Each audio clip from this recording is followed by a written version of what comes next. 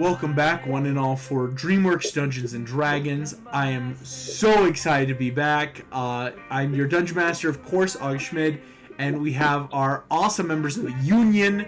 It's been a funky, fresh time for the Union recently.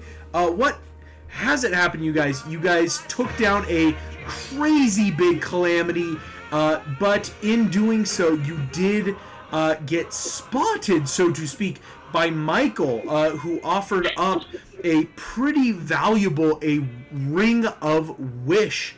This ring that has a wish spell in it as this kind of like bartering chip to talk to Jim like Jr. As you guys found out, Michael's kind of end goal here is he really wants Jim to break that seal, kind of kickstart more of the quote-unquote apocalypse. And we had a lot of discussion, of course, as a party, a lot of really solid discourse of, hey, what's going to be the smartest option? We have wish energy that we could use to stop Michael, mitigate the damage, bring in allies, just so many different things. But at the end of it, some of the final discussion was, wait, there is something to be said of we don't have to waste our resources, our magic, our time in trying to either avoid or mitigate Michael, whereas this guy has some natural like clauses built in, right? His oaths, being an angel, is if you make this deal with him, almost like kind of like a demon or devil would, if you make a deal, Michael's gonna have to follow it to a certain extent of the law. And so a lot of these ideas were reach out to other parties, talk about what could be good ideas to like ask in return, as well as Jim Lake Jr. figured out in talking with Merlin, as well as Megamind and Jack Frost bringing these natural just kind of like insights of, hey, Michael's big thing is he likes being the big guy. He likes being in charge. So let's like hit him where it hurts of what can we do that's gonna make Michael seem to be in charge or seem to be in power, but we're undermining his real skill set and abilities right now. That is where we pick up. We are kind of like in that quote unquote, it's been this 24 hours, we've spent this day as you guys in the invisible car, like, every so often probably needing to get out and stretch your legs out in the mountainside here. But now we are in this like for the party, like, what are we going to do before we come to this final bartering? Michael's going to start doing some mean stuff here in a bit, right? Like, if we, like, don't talk to him. So, yeah, Megamind for Shane. So, in this 24-hour period, Megamind would have reached out to Gabriel. Yep. And he would have said, forget about the scuba gear. But instead, the second that if he could do us a different favor instead of just the second that the seal breaks, that he tells our party that it's broken. Yes. Like, instant it breaks, he needs to tell the members of our party through, like, the mind chat, hey, yeah, it's broken. Exactly. Here's something Gabriel can also give you from another party, so to speak, or something that the Harbingers, our Sunday group, figured out that kind of they want to pass around. Specifically, Megamind, that Metro Man wants you to know. That they had a bit of a run-in with Michael, but specifically, they have been successfully inciting that Michael may have a quote-unquote fear, or something that Michael is afraid of or doesn't like. Whereas made apparent through Metro Man, Michael has a deep fear and hatred for Nephilim, or what we would call children of angels that are not true angels. Metro Man and the other party on Sunday realizing this because Michael can't control a Nephilim. Nephilim are not like angelic beings, what we would know as the Nephilim of the parties. There's Moses, Bob the Tomato, Metro Man, Adora, Minarith, Gingy, the Gingerbread Man. Like, there's a lot of these ideas of, again, Nephilim being a very broad term, but Michael specifically hates and or fears these people because that's something Michael can't control. I don't know how that will affect you guys. That was something, though, I know, like, I think Sam was like, can we definitely make sure everyone knows this? Like, that's a big kind of keystone here to say, like, we don't want that information to go unchecked. Yeah, he gave me the heads up through some sending. Sweet, okay. I couldn't remember if we had yet, so it was just, like, keeping on that ball, so to speak. Yeah. So what you're saying is, offers to betray one of those characters as a bargaining piece, and make sure that character dies.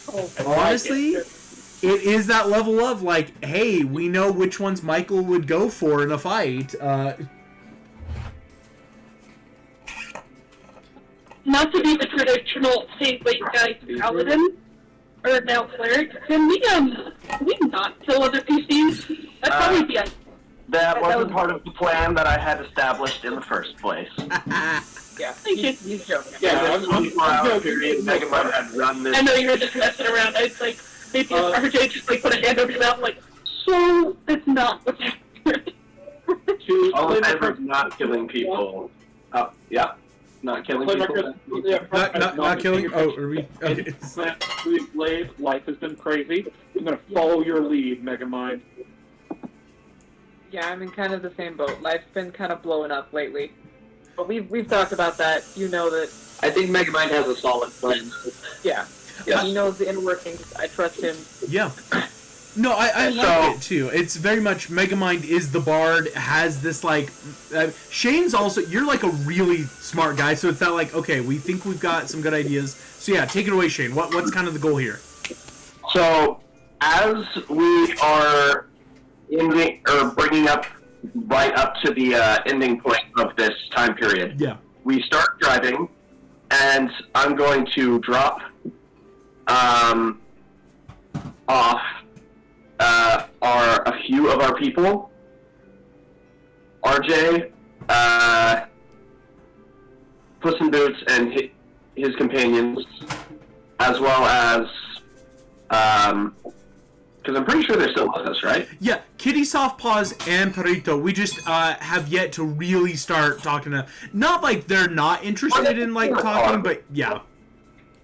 It's whatever we decide they can go with you or stay in the car, and then Jack promise. Okay. And I'm gonna drop them off, starting at like a 45-minute drive. Drop one of them off, and then go like another 15 minutes. Drop one off. 15 minutes. Drop the other one off, and then go a little bit further, and then it's gonna be me and Jim Lake Jr. who are meeting with Michael. Okay.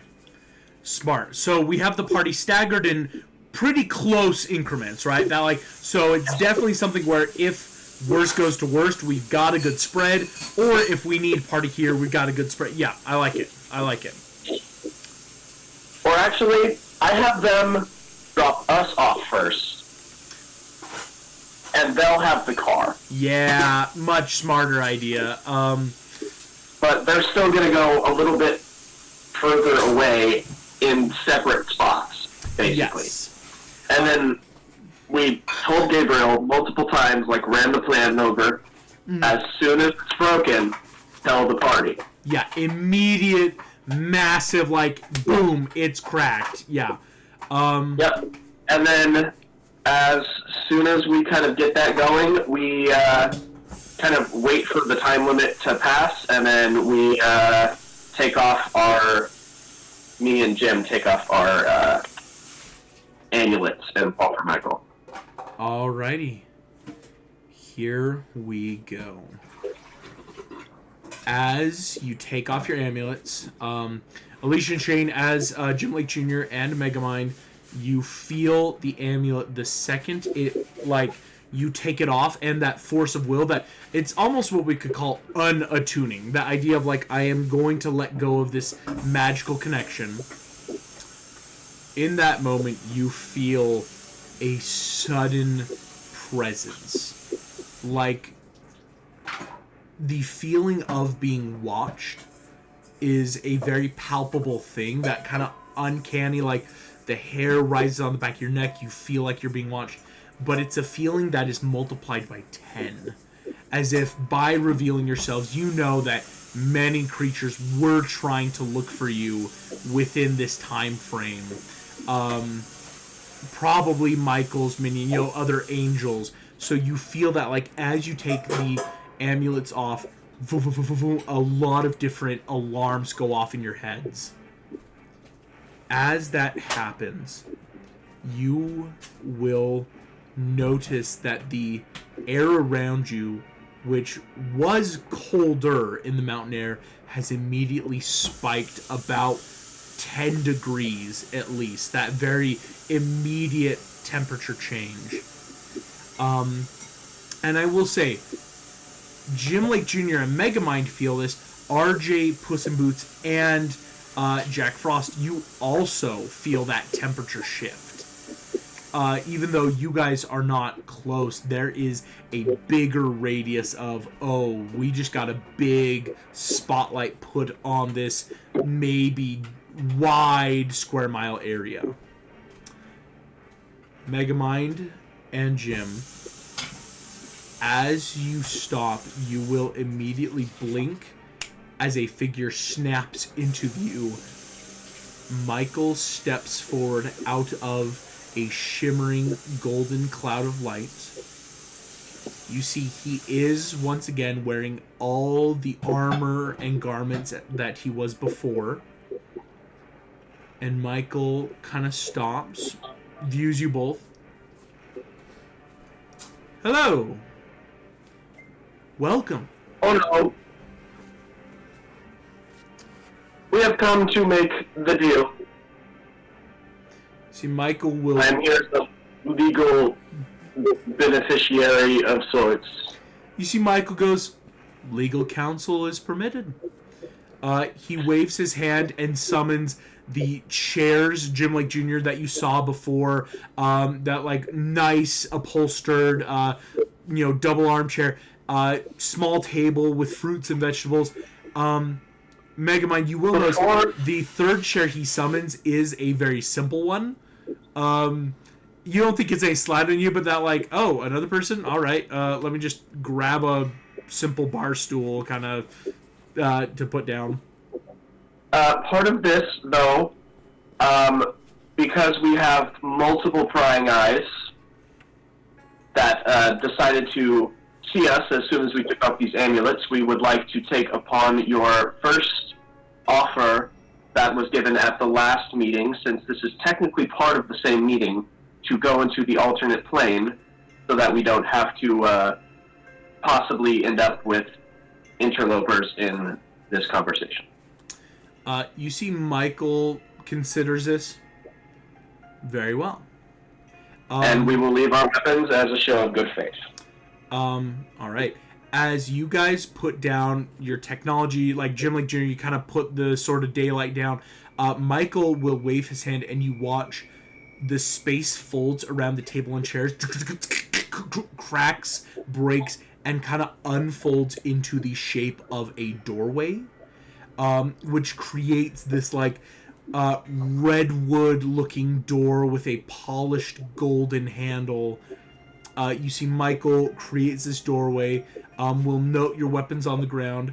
You see he opens his hands, and he is not holding any weapons. He will turn, gesture his hand as he takes the golden knob, twists it a full 360 as the door swings open, and he gestures his hand for you both to walk through. I'll go first. Megamind, you walk in. Jim walking behind. Yes, I already said it. Mm-hmm. As you walk through, he in there and been like, okay, he's gone. Immediately, you both will see Michael follows right behind you, and you are in a small waiting room. It looks very pristine. It is a white carpeted area, no windows, but intricate, everything from the ceiling to the walls has like a gilded edge with silver inlay at certain parts of both wood. The crown molding is beautifully intricate. It kind of reminds you of those like frescoes that you would see in Renaissance Italian churches, with different like visages of portions of history, famous artists, angelic deeds. Around you is a lot of the same furniture that you saw Michael summon, and probably can guesstimate and say, this is maybe where he brings it from. Like, this is the angelic demiplane of waiting, if one could give it a name. Michael isn't going to wait this time. You see, he takes an immediate seat in one of these big armchairs, and immediately, like, swivels and looks at both of you. Well, where do we begin? All right. Megamind whips out a piece of paper that kind of has... the legal document, the manila folder packet, like... Pretty much. And basically, as if he's reading from a script that he wrote himself, in a way. he basically, he's like, we have discussed this as members of the champions, aka just us, the union. Yeah. And we have come to make a deal. But part of this deal is that we need you, as well as the hosts of heaven, to agree to the deal. We will lay the terms before you agree, but we would hope that you, as well as everyone else, would abide by said terms. Michael nods. The I'm first willing to term, listen to your terms. The first term is that you and the forces of heaven cannot actively or passively threaten to harm or hurt or any type of that towards the family, loved ones, homes of the champions. You see, Michael nods. He doesn't say anything. He just kind of nods. Because, as you said previously, in your prior discussions, you, as the hosts of heaven, are trying to bring about a good end to everything that is going on through the apocalypse. And you chose the heroes in order to seek out those to be saved and give them protection against the forces of hell as this battle rages. You basically, if I had gotten that correctly, but you said that was basically your goal in choosing the champions, and he flips the page of his script. You had said that heaven chose the champions to go around and save people, collecting people to be saved and survive Armageddon, which is what we have been trying to do. Save people. But from what I and other members of the Union have seen, heaven has not actively been aiding the champions in helping save people. Thus, the second part of the deal that we would ask of you is not, the first being not trying to harm any of the loved ones of the heroes and the champions, but to actively help the champions to protect and save the people of the world while helping progress your agenda of saving the world as you had said. You haven't been actively, from what we have seen, you haven't been actively going out and saving people from these disasters. We have seen an entire city destroyed. And you have just been interested in breaking the seals as fast as possible, not trying to stop the disasters before they wreak complete havoc on the world. Because if we were able to mitigate these disasters before the next one, and then the next one, and then the next one, we're all destroying the world at the same time, we might be able to save a few more people. So we want the hosts of heaven to actively participate in saving people with the champions. So we want heaven to do as you said is your duty and take an active role in helping the champions into helping, protecting, and saving the people of the world that we can when we can. We want to protect the world now, not just make the new one and start fresh. Even though that is your goal, we still want to save as many people as we can to aid in your goal of saving people and giving even a base for this new world to start off in, because if everybody dies, then there's no point in the new world because there won't be anybody. So that is basically the terms of the deal. Actively participate in helping save people, and as well as protecting people and not actively seeking to harm or passively harm the families of the champions or the loved ones and the homes. This If that includes makes sense. protection of New York City. I consider that my home, so yes. Yes, I think so. You give out these two terms, these kind of well and truly, and honestly, Shane, please take a point of inspiration for really well and truly doing that. That is solid work, my guy. I already have one. Who do you want to give it to? Jim. You want to give it to Jim? Go for it.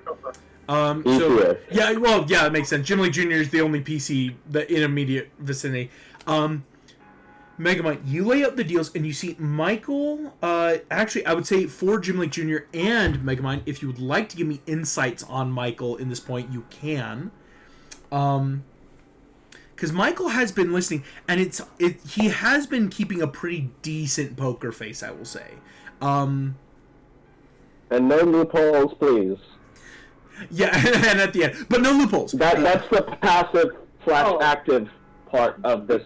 Is You trying, just no double loopholes. throwing double baby. Thank you. You already have one. Oh. Because it's possible that there might be some. I would just prefer if there aren't any thought after, if that makes sense. Gotcha. Alrighty. What do we get for our insights? I am pulling up. Oh, the two crew. All right. Jim Blake Jr., I will say Michael doesn't seem unhappy, but it's hard to tell if he's agreeable right now. It's very much that, like, well, it is what it is. Megamind, I see you're using some luck points. I am using my luckies right now. I got a dirty 20. I used 2 of them. I watched 2 luck points burn so fast. I'm like, oof, yeah, smart. Megamind, you get on a dirty 20 Megamind. You do see Michael has been listening. You think if at any point you were saying something he didn't want to hear, he would have stopped the conversation. So I think in that mindset of, okay, we wouldn't have gotten this far if he wasn't liking our quote-unquote 2 terms. No harm to any of the champions, their families or loved ones, and their cities, and to take an active role in the preventing of loss of life and saving people. So you see, Michael has been listening to this, and as you kind of like tap your papers against one of the desks, like, you know, do that classic, like, very lawyery, like, you turn over to the prosecution, so to speak. Michael will sit. You see, he leans back and kind of goes, "These are lofty goals. Quite a lot, I would say, in regards to asking for one seal broken. And you see Michael, kind of what we talked about last time, is Michael is testing the waters here of like, hey, is this just for one seal? Like, you guys would break one seal and this is what I have to do, like 2 things? And you see he's almost asking like, what are you offering then? Like, these are the terms for me. What would be the terms for you?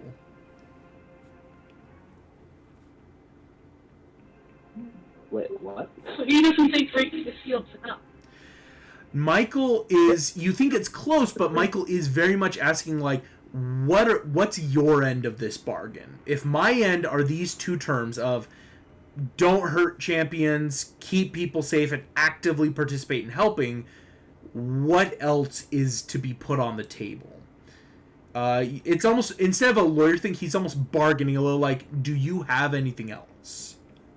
Well, I side-eye Megamind a little bit and just kind of read him here. We do have some information that you may find valuable that we'd be willing to share after the breaking of the seal.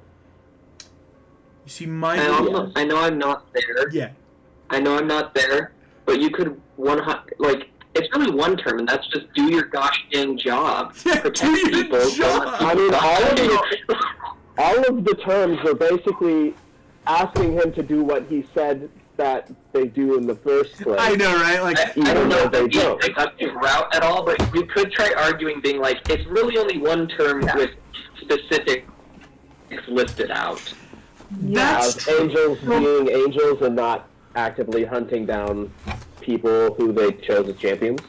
That's very true. It would be a good time to tell Michael about the city that we just came from and the calamity, the leader of the calamities that we had to kill because they would clean up their mess.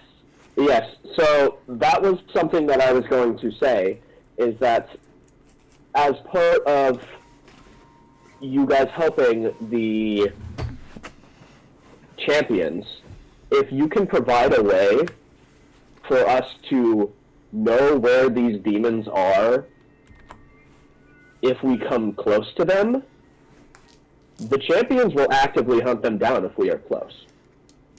We have been doing so. Doing it already. But we don't know where they are, and so some of us have come under surprise and harm because we have been unaware.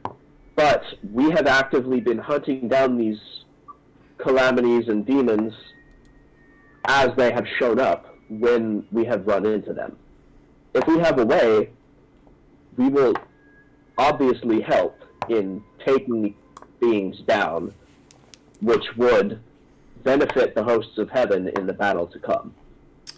Because less army, less generals, less commanders is obviously better. You see, Michael has been listening to this. You see, he will kind of like do that. He like raises the finger, not all the way, but in that like, if he might interject. He goes, so, to my understanding, we would strike a deal in which the troll hunter, Jim Lake Jr., would break the seal of Merlin of his own free will and choice. I would offer the complete and total assurance that none of the hosts of heaven would actively harm, hurt, or hunt any champions, heroes, or their families, loved ones, or cities. Also, you are asking me to invite and order the hosts of heaven to actively begin saving and collecting people who are ready for salvation.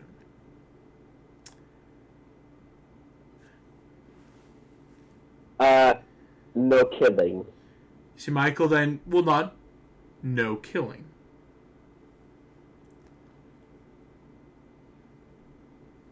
I understand. And in return, it sounds like you might also offer me not only information, but a open dialogue in which we could work on having champions hunt demons. Which we also... Be assisting in damage control for the dangers that breaking these seals would unleash upon the world. See, Okay. Michael nods and that, like, okay, that's a correction. You see, he nods and goes, yes, assistance. Yes. Also, we know that one of the other champions, so to speak, has already owns a seal that you are going to be breaking immediately after this one. So it's not like one seal is being broken because of this. You immediately get two. And you see, Michael will nod as you have brought up the like, I don't want to call it the ace in the hole, but like the obvious card trick here of like, that's why we can more or less say for 2 turns, because there is 2 seals out of this. It's not just one. So, Megamind, as you bring that up, you see Michael will go, we do have the 5th seal procured and ready. I have also heard that Eden has been destroyed, which is why we ask for this safe haven protected by angels in the first place, is because apparently the people that we saved were supposed to be ushered to Eden, but since that is no longer available, as I have heard, I'm not sure if that is true, but I've heard that it is unavailable. You say so this, we Megamind. wish to make a new Eden so that we can actually keep people safe. You see, what we... Michael gets a bit of a twinge of annoyance when you talk about Eden, but you see he goes, all right. Amnesty and protection for champions, families, friends, cities, and the continuance of the hosts of heaven in their duties to serve mankind. You see Michael in this moment. Now, here's what we're going to do. Megamind and Jim Lake Jr., I'm going to ask for a persuasion check. This is not a pass-fail level of check, as it is a DC 14 check with varying degrees of both success and failure.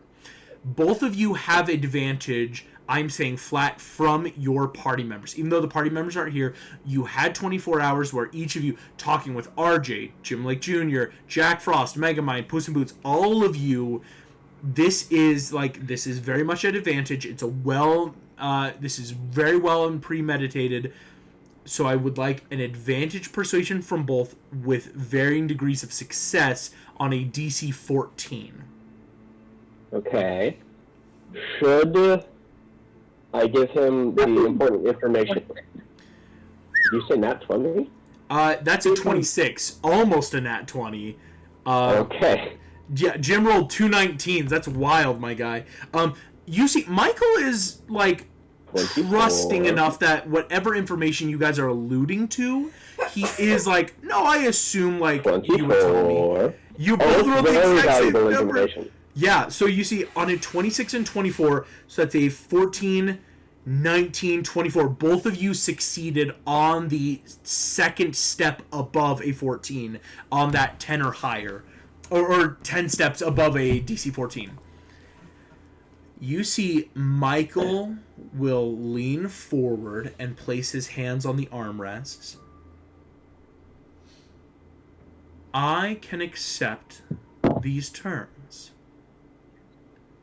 You have my oath as Michael, right hand of God, that I will not harm, hurt, hunt, or kill any champions, any heroes, those allied with heaven, or the champions themselves, nor their families, loved ones, or friends, including and not limited to the cities and denizens of those cities which the champions hold in any esteem of love. Yeah, Jack Frost.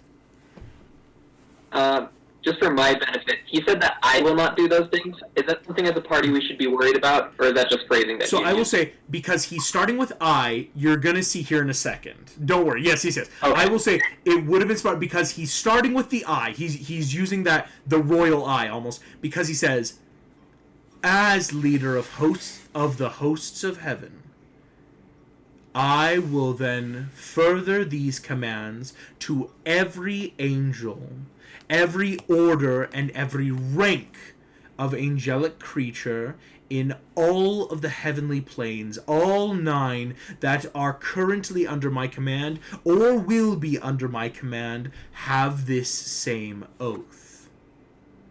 And I will say, you see, Michael is trying to use his language here to show he's encompassing everything, because then he finishes up, furthermore, the hosts of heaven will begin an actively encouraging role in the salvation of humanity, of the races of Dremor, those that are under sun, under dark, in the planes across our reality, that heaven will begin the salvation portion of Armageddon, and that we will work for either the restoration or creation of a new Eden. And you see, Michael will look at Megamind and Jim. Is there anything I'm forgetting? Define salvation. You see, he goes, in your terms.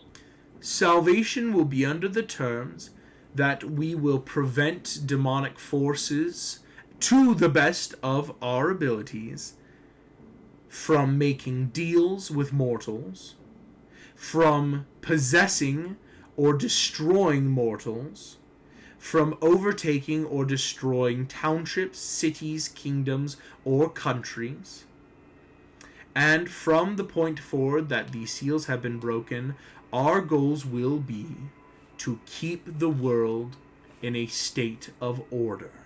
And you see, he has a slight upwards inflection. When he says order, it's almost like that word is just titillating to him. He loves the concept of order, as would an angelic be. So you see, it's like, it's not even like, right, that like, ooh, yeah, like order, right? He likes. I love that word. So and because it's not then just posturing, it's that like, oh yeah, this is what the hosts of heaven will do.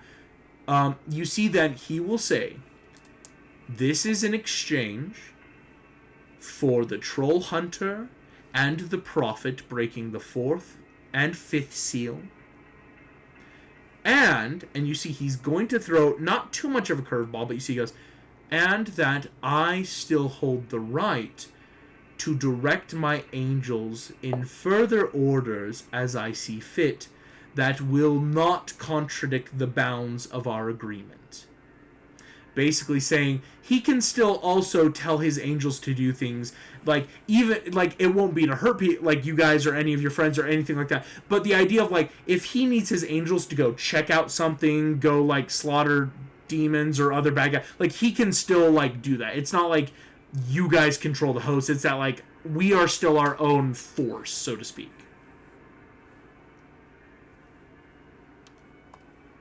I feel these terms are acceptable. Are we in agreement, Megamind? Mm-hmm. As you say we're in agreement, you see Michael will hold up his hand, palms facing forward, and you watch as it slightly glows and the room gets a little bit hotter, a little bit brighter. We are then agreed.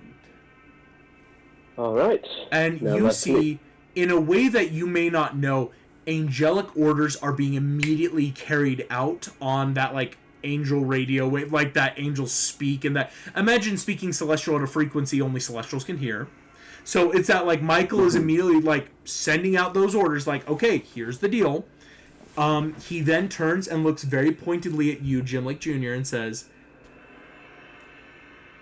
"Will you fulfill your end?" I will. Point of order. How do I do that? Here's what's fun, Jim. You know how to make it.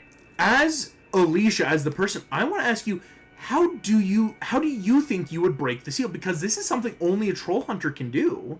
It's never been done before, so it's like, how do you think breaking the seal of the amulet would look like, feel like? Because it's something that, when the seal was made, Merlin knew only the troll hunter, when the time came, could do it. No one's ever done this before. And so I think it's kind of like, how do you think it looks like or feels like, or what? It can be as grand as you want or as simple as you want. Does it need to involve breaking the amulet? Because that would kind of mess with my old troll hunter thing. Like Merlin and Michael kind of alluded this. The amulet doesn't have to break. I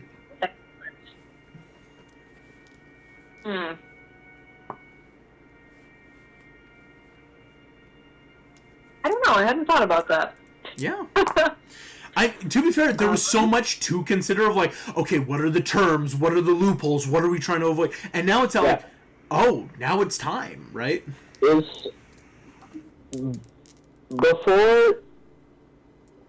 there be a loophole just shown to everyone else in him saying, I agree to these terms after both seals have been broken?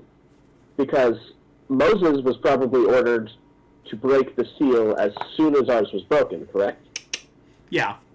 I'll let you know, as a DM, oh yeah, it's happening within seconds of this conversation. Like, okay, perfect. Moses... So there's no loophole in being like, okay, stand by their family, and before the second seal is broken, stab them. Kill everyone! Yeah, no, it's... And also, Michael, his only purpose is to break these seals and start Armageddon. He would not, like, yes, he has the staff of the prophets, like, at Moses' ready. He's not gonna wait it for any reason. Even if it meant, like, ooh, I could circumvent a deal and start hurting people. It's not like, oh, but I have it here, right? I'm ready for it. Yeah. Okay. Perfect. Continue. Mm-hmm. I'm thinking that,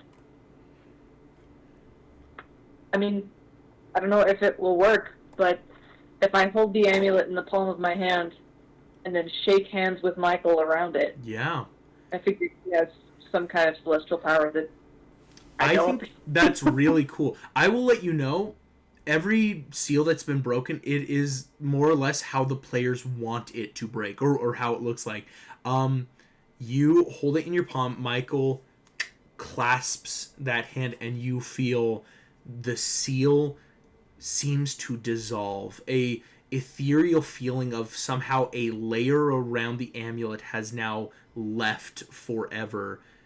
That as you pull your hand away, the amulet is completely the same. All the dials, grommets, inner workings, and gear seem exactly as you need. All the compartments where you can input stones and different powers, everything seems the same. And yet, there is a part of it that is now gone. And as you watch Michael's eyes glow in that celestial radiance as a seal has been broken, you see he breathes in very deep. All right. We'll give you that information now. Please do. And so as we're having this conversation, the rest of the party will be doing something else. Yep. So the important information. I know and have been told that my world was collateral of you trying to destroy people of a certain highly powerful Metro Man, as he calls himself on this world. Kind of nods. Yes, I am well Yes. acquainted with the children of Raphael. How many of them do you think are still alive? 1. 3.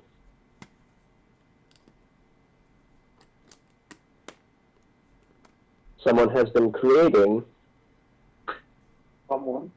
artificially alternate children of Raphael. And one we have fought before, almost killed, but failed, who has escaped and has possibly sided with the forces of hell.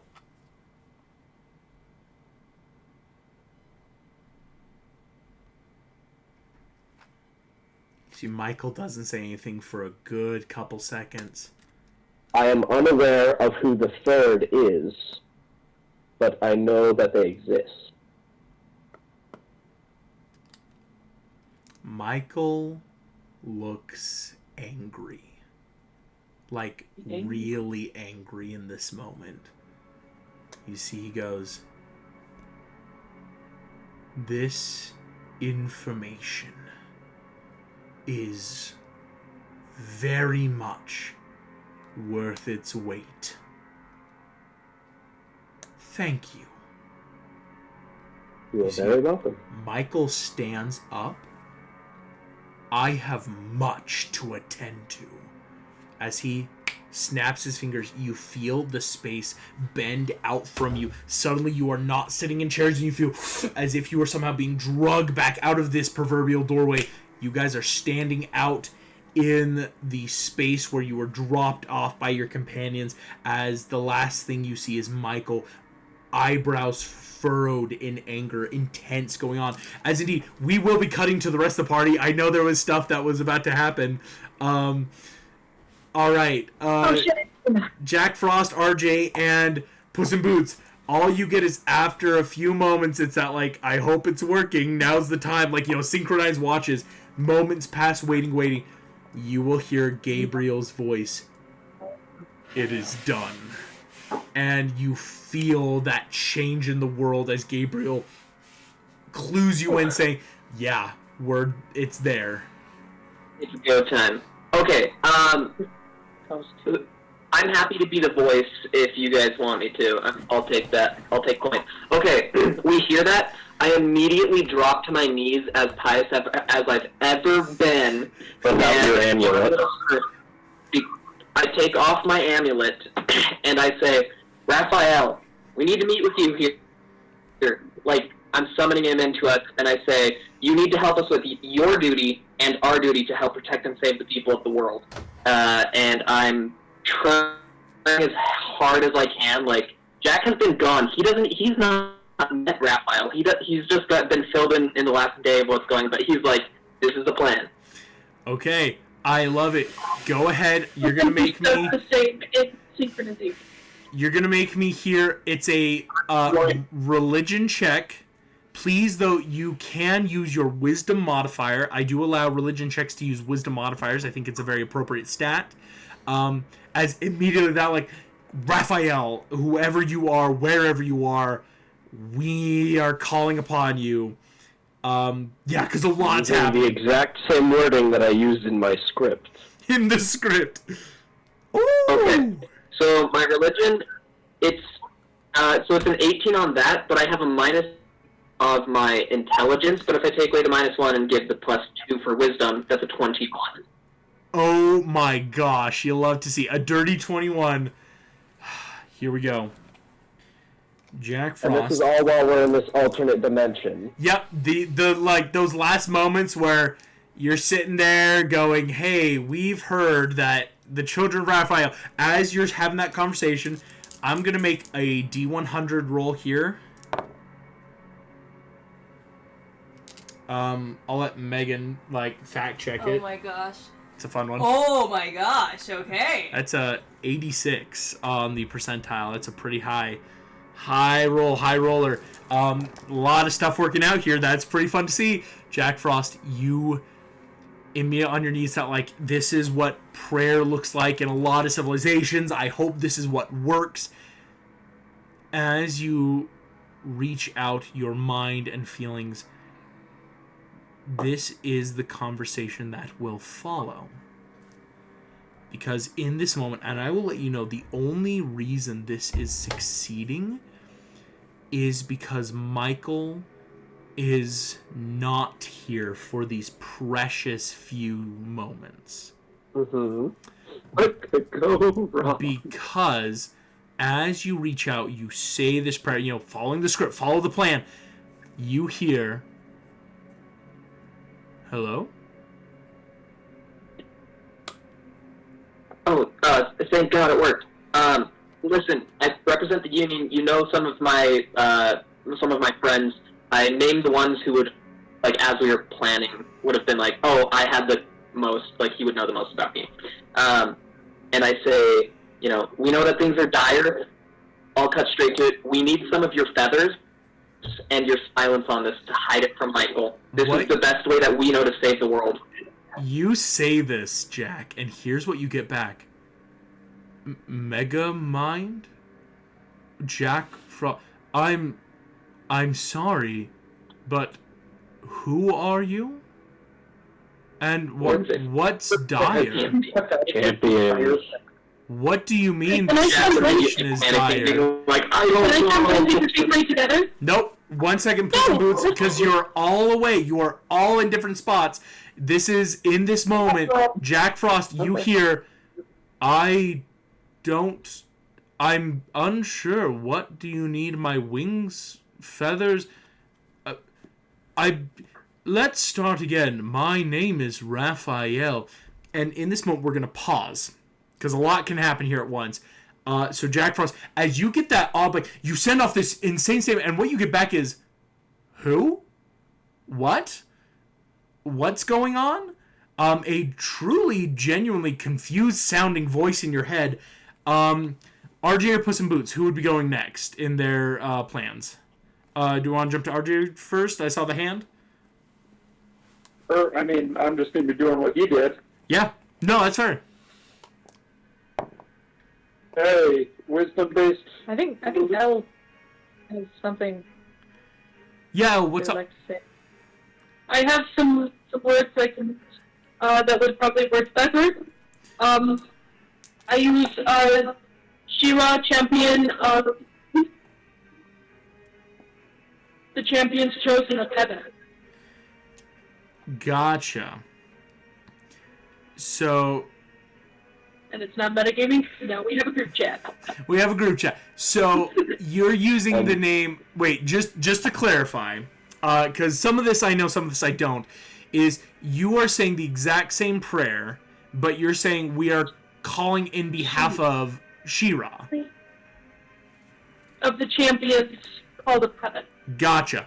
Puss in Boots, I'll allow you to say that if you and RJ, indeed, religion checks based in wisdom, if you so choose. Hey, RJ, what's your I'll go back and explain the whole situation. Jack was operating under the assumption that Raphael had a base knowledge, and so I was like, we're on a time crunch, here's the info, let's go. So, and now that Raphael's like, what? He's like, okay, I'll slow down. It's I not forgot like, to mention that we are champions in the script. My inspiration. all right, 14. On your religion, RJ, above average. That's not bad. It's not bad. That 14. That's only a 35% to RJ. As you're reaching out, you reach out. It's like, okay, Raphael, knock, knock, knock. Are you there? Are you listening?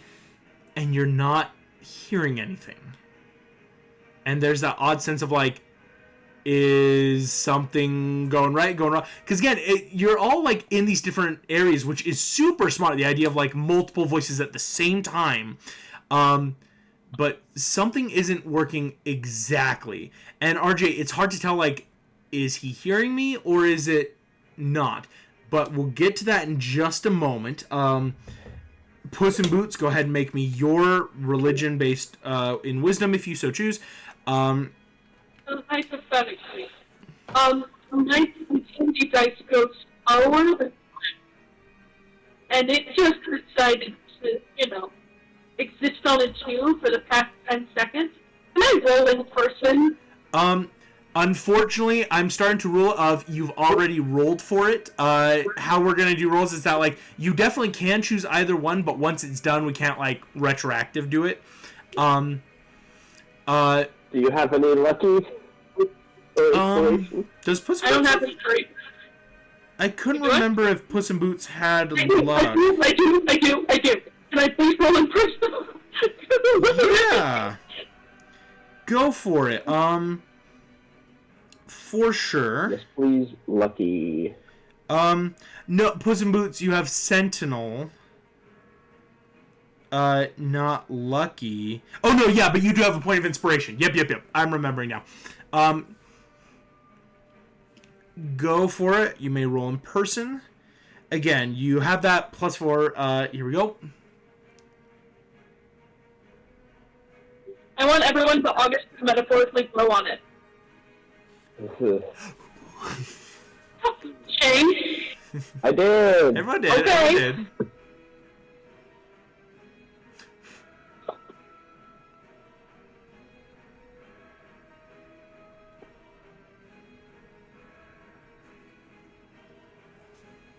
So the first one was cocked between an 8 and a 20, but not cocked.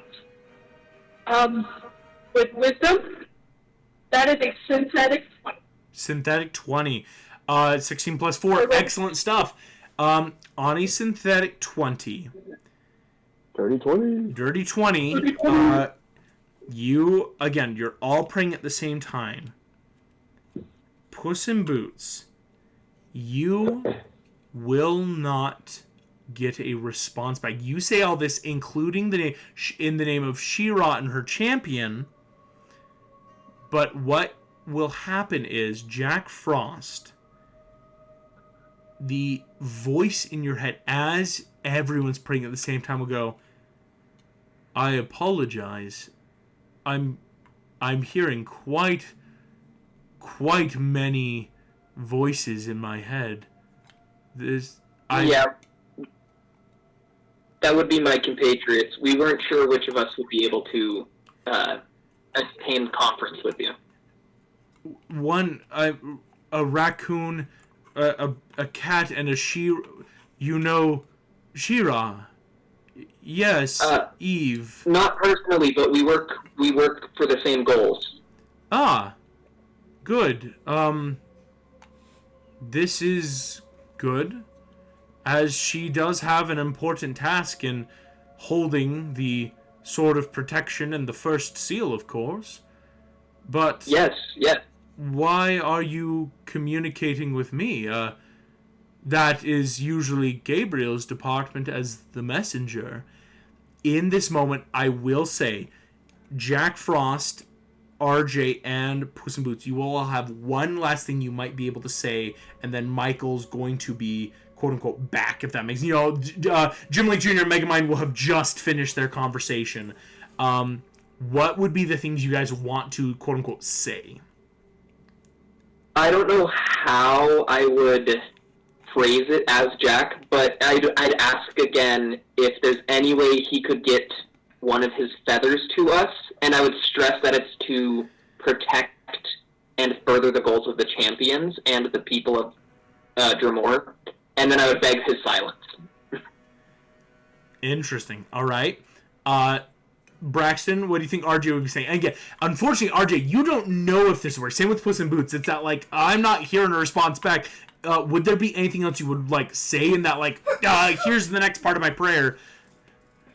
I really want a feather from your wings. It would be really great. I've been a good boy. I don't think I'm on the naughty list this year. Braxton, it's not Santa Claus. It's... RJ thinks he's talking to Santa.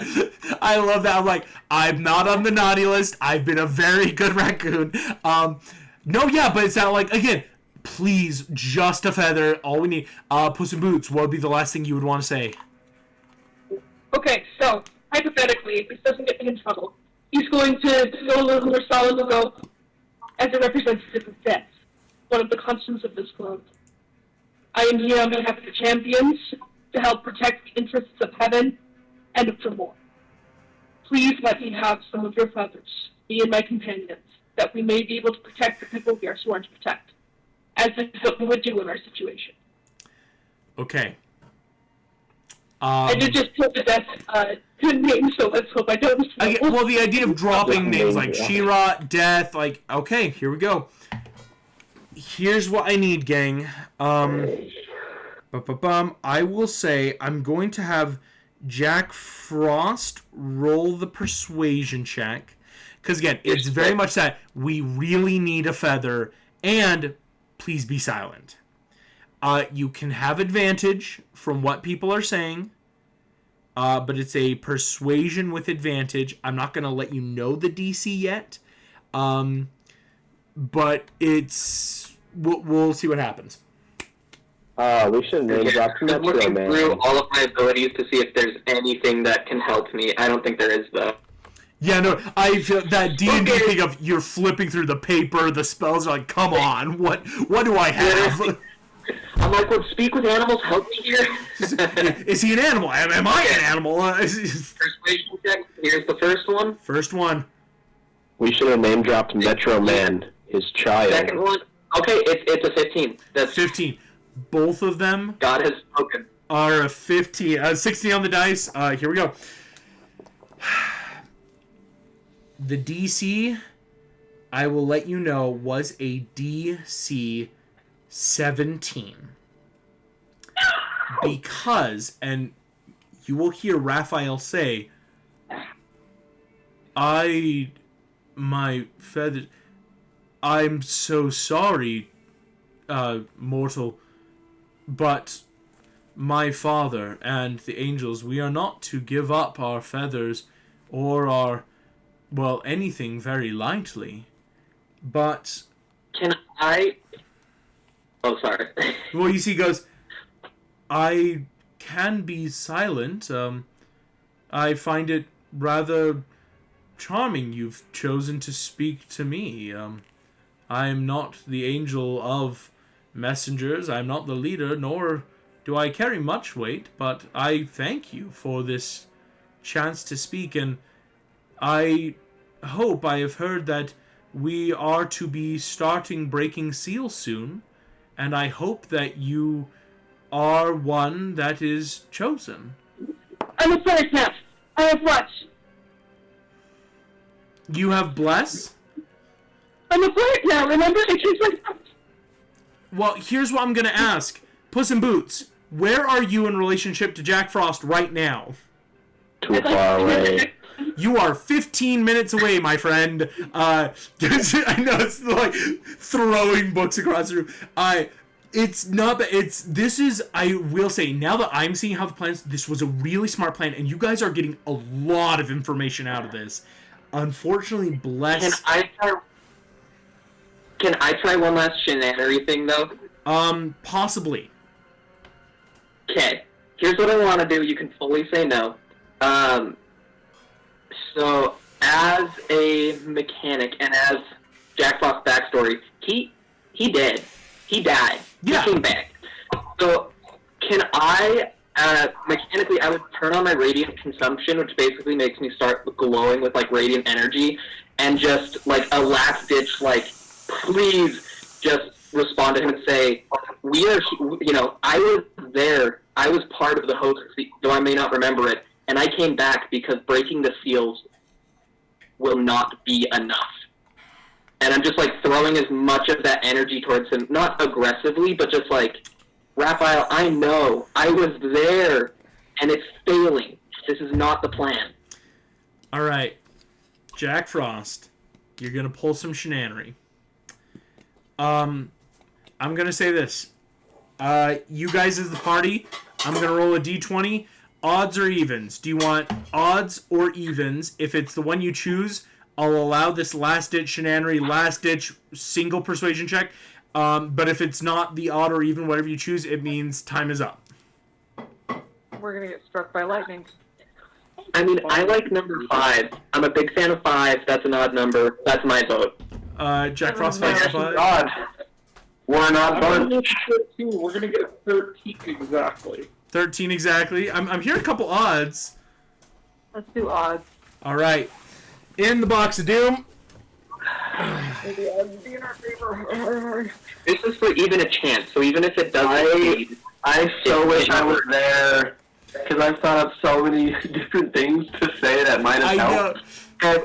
Jack is not very charismatic, and the fact that I'm the only one who could actually speak to Raphael is not ideal. I know this. I'm like, because both Braxton and Elle have like +4s for their characters. I'm like, this is interesting. And somehow Jack Frost gets it. I'm like, wait, no. All right, in the box of doom, we want an odd number, gang. Megan's gonna be our referee. That's a 15! Dang! Alright, Jack Frost, you have given this last stage. It's how you're saying you're burning radiant consumption. Like, please, I was there. One last persuasion check. Flat roll, DC 17. It's a tougher thing. Are already broken. As, indeed, it's not a rule, but they have been asked not to. Go ahead and make the persuasion check. Oh, gosh. And no way I can have Dragon help me. We've already pushed your buttons enough. I think we've already put again. Yeah, this shenanigan is that like it's in the mere seconds that Michael's about to be done with the other conversation. No! What just happened? I got on my dice, so it says it rolled a 17, but then mine. Okay, whatever. I wouldn't have made it anyways because I put 17 minus 1 is a 16. That was weird. It was with intelligence, wasn't it? Or no? That's for religion. This is persuasion. Yeah. So close. Oh, so close. As is happening, the last thing you hear in your mind's eye of that, I wish you the best. You seem like a devout and holy person, and it gets cut off.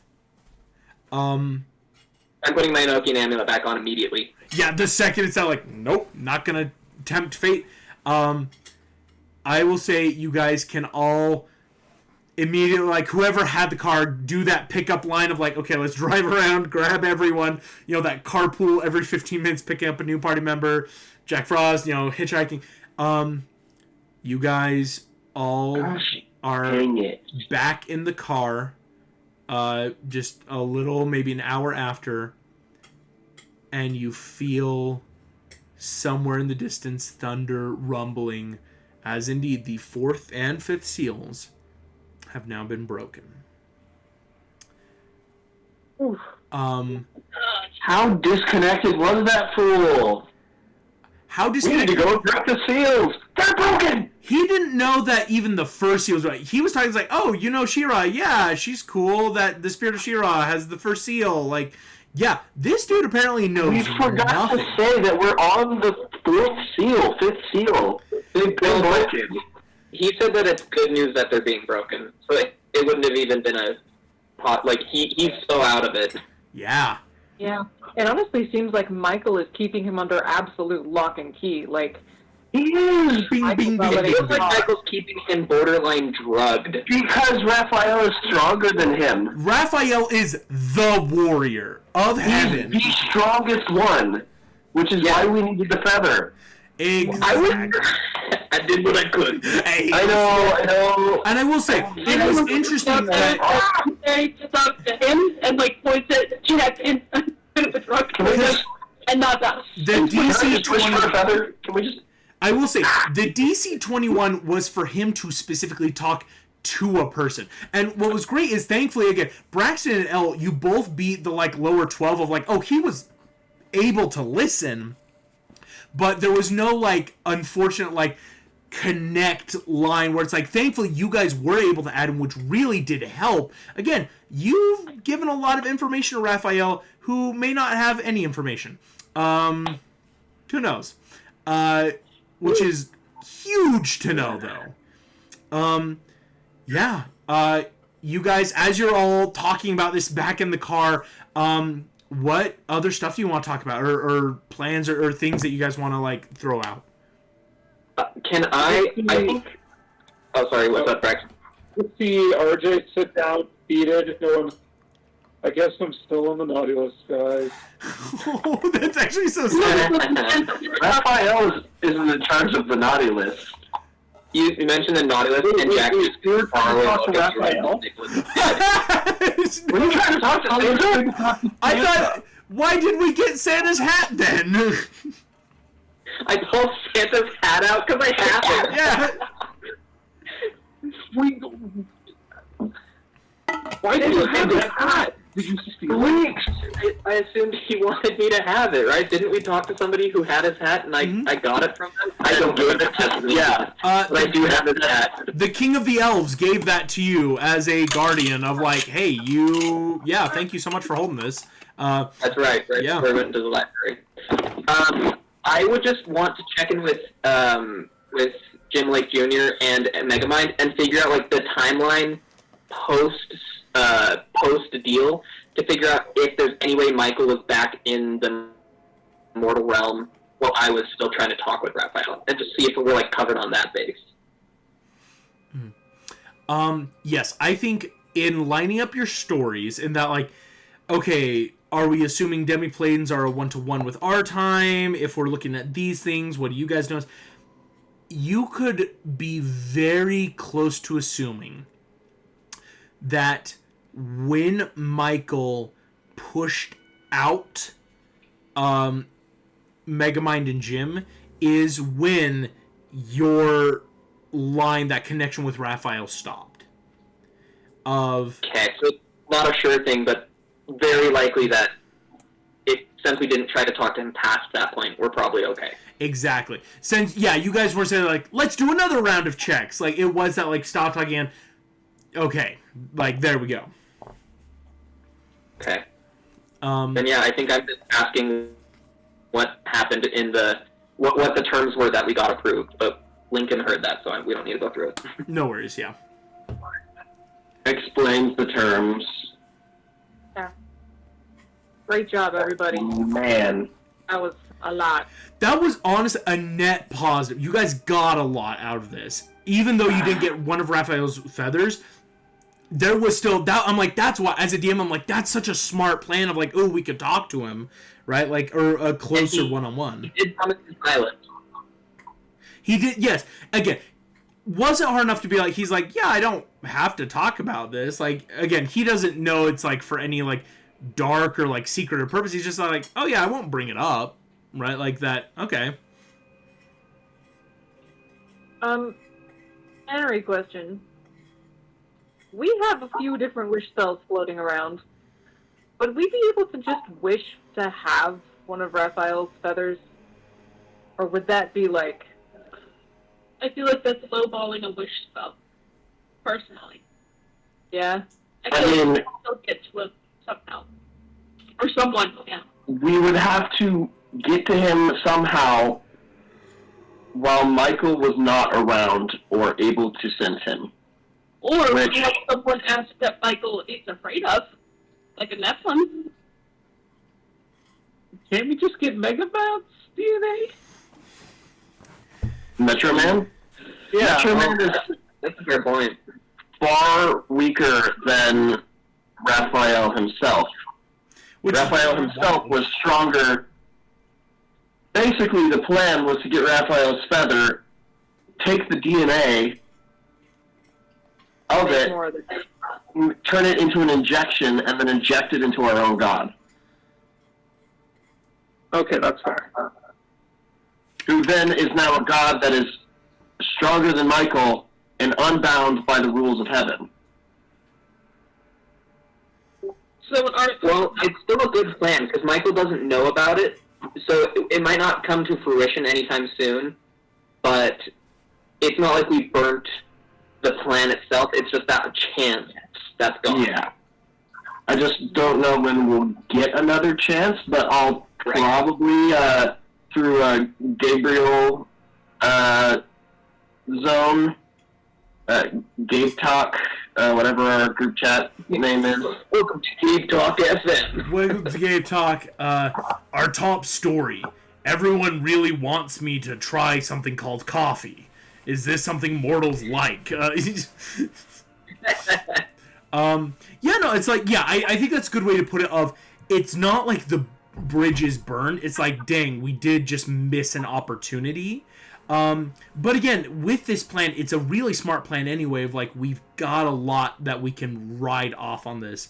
I think now is the question though of, with the terms being set of, okay, we've got much safer surroundings for champions, allies, friends, and Heaven should now be more actively like working to protect people, is the idea of like almost what's going to be the next step of like, okay, now that we've got this, what should we try to do? We had talked about going to Jim Lake Jr.'s town, but if we have the promise of Heaven that they won't be attacked, do we still need to go? Are we still wanting to go there, or is that kind of mitigated? It is on the far side of the U.S. at this point. And then our other goal was to go to more far away. Far away is probably the best idea. Yeah. Because then we can find the thing that we need for the compass to then do the thing with the wall. We also now know that there are 9 new demons that are more powerful than the other guys now in the world too. Yeah. So yeah, but we could kill them super easily. Did he drop off any ways to spot those guys, or not did yet. he just forget? I will say it's not like Michael isn't going to, or he's going to be like, oh, I'm getting to it. It's one of those things of like, that's actually something Michael / as a DM, he doesn't really have great access to right now. So it's that like, that is something he can start working, or like as angels start protecting people, getting information, that it will come forward. Just in the moment of like, unfortunately, angels have that more innate sense, kind of like, you know, how paladins, they can divine sense. An angel has those levels of like demonic sense, but it's hard Basically to like storm watchers. A tornado was seen touching down. Yeah, like you guys might get those like through angels or through other like lines of communication of, hey, here's what we're noticing. It'll come through Gabe Talk FM for sure. Gabe Talk FM. Yeah. So kind of selfishly, as we're figuring out what we want to do, I think Jack has a moment of, like, he told Raphael, like, yeah, like, I was a member of the Host of Heaven, and was in that moment kind of projecting confidence, being like, Raphael, I know, because I've been there. But now that we're back in the car and, like, talking plans, I do think Jack has a moment where he like, falls back into himself, and he's like, I don't remember any of it, even before I came back. Like, it's just a void for me, and I think he's trying to see if he can pull something out of that void, and, like, I don't know, he's just, like, having a self-conscious moment of, like, who am I actually? Yeah, no, that's such a fair question of, like, who am I? If you want, you can make me a quick history check. I'll let you know you might need to peep a nat 20 to get some of the actual goods, just because it is a higher DC right now. How about a nat 2? Yeah. On a nat 2, would Megamind be able to see that he's having a rough day and be like, don't worry, we all screwed up today, and then give him the inspiration and a bardic inspiration? There you go. Sure.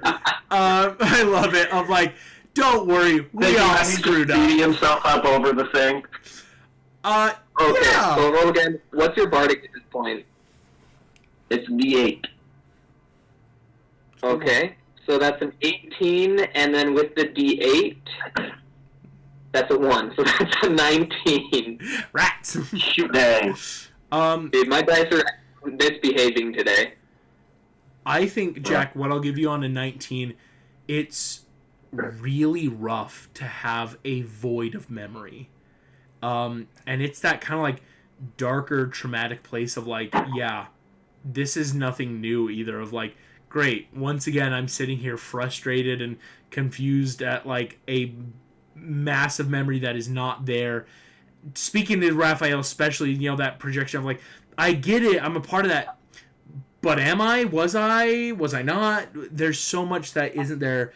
On a 19, what I will give you is the last time you ever got close to something to the effect of like understanding more about you is I think you get that slight memory that Tooth talked about so long ago of, oh, these teeth, they just hold memories. And it's that like kind of what we didn't get with your canon yet of like, did you have baby teeth? I mean, you probably could have, but yeah, you lost it. And so, but it's the idea of, well, who has that? We're up. We're basically in Canada right now, right? Mm-hmm. Up in the Rockies of Canada, yeah. So, is the North Pole where it actually is in Alaska, or is the North Pole in another arcane location? Here's what you know. The North Pole is technically a demiplane. It is, though, accessible. It is rooted in the mortal plane. It's how Santa can, like, travel through without spending, like, giant plane shift spells every other second. So it's the idea of there is technically a path to the North Pole where, you know, thanks to actually some of the other champions, they helped clear out the darkness. You know, Sandman and Tooth have kind of set up shop. But it's hard to get there. I mean, it would require going across the oceans, through the magical north. There's a couple different frost guardians and things along the way that are in the way. And it's like, it's easy enough when you are one person to slip through the unseen paths of the North Pole, like these tunnels that are still open or quick magical paths that don't stay open. So it's not like North Pole is available, but it would be that, like, you guys would have to get back to, like, your ships that you commissioned so long ago, the Moon and the Crescent, to, like, start sailing that way. Much too much of a detour. Okay, I think Jack kind of puts it away in the back of his mind, but he does, I think, almost unintentionally say out loud, like, were the archangels ever children? Like, would Raphael have baby teeth? And then he's like, no, that's stupid. That's stupid. That's stupid. Don't worry about it. I mean, aren't you friends with the Tooth Lady? Yeah, Tooth and I... wouldn't she just have everybody's teeth? My dog just rolled an athletics check. I was wondering, like, so is RJ just doing push-ups in the corner? Because I see the athletics check come through, so RJ's... Yeah, Tooth has a lot of people's teeth, but unless we think that archangels have baby teeth that hold memories in them, it's probably not worth it. I mean, we could ask. There's always one way to find out. I mean, we can ask Gabe, right? He was maybe. Oh, yeah. Yeah? That's right. Hey, Gabe Talk FM. Gabe Talk FM. As you reach out, you see Gabe Talk FM. What? You see Gabe. I'm rather confused. What does the FM stand for? As Gabe is suddenly sitting in the back seat of the car, very confused of what is an FM. We've been spending too much time in this vehicle together. It's a term for the radio. Ah, that's the electronic frequencies that humans use. Correct. But we actually have a relevant question. Sorry, that was did not mean to sidetrack you. Ah, no worries. Did you or the other archangels ever experience childhood and or have baby teeth? See, Gabriel stopped. Childhood? No, I and my brothers were formed. She kind of looks down herself as we are. We were never reared as mortals are. Teeth, I don't understand. Then, are you asking if we were in possession of the teeth of children? Because that was never our goal. I created a guardian for that. Yes, and that Guardian collects the keys that children start in their adolescence and can read the memories in them. So we were hoping to pursue a lead through that, but thank you for your time. Never mind. Yeah. Well, we never had teeth like humans do. We had wings. Down feathers? You see, as he goes, it is a visage that would destroy you to see, but I have 6 sets of wings. Or rather, 6 wings of 3 sets that unfurl in glory that match, well, heaven's power. Each of us were given a chance to grow and earn these wings, as angels only have 1 set. A guardian angel, like the ones you have fought, they have 1 set of wings. Versus thrones. Thrones are angels of pure power. They hold hundreds of small sets, each giving them different abilities. But as Seraph, we had proving periods of time. After Lucifer was thrust out of hell, a cherubim, Ananiel, another younger brother of ours, was gifted further wings to have the 6 that we do. I think Gabe kind of takes a moment and goes, but the concept of these wings, if they exist in the world, only Seraphim would have known where they went. He was the one that granted us our wings or shaped us in that way. And with him being gone, I wouldn't be aware of where the wings were.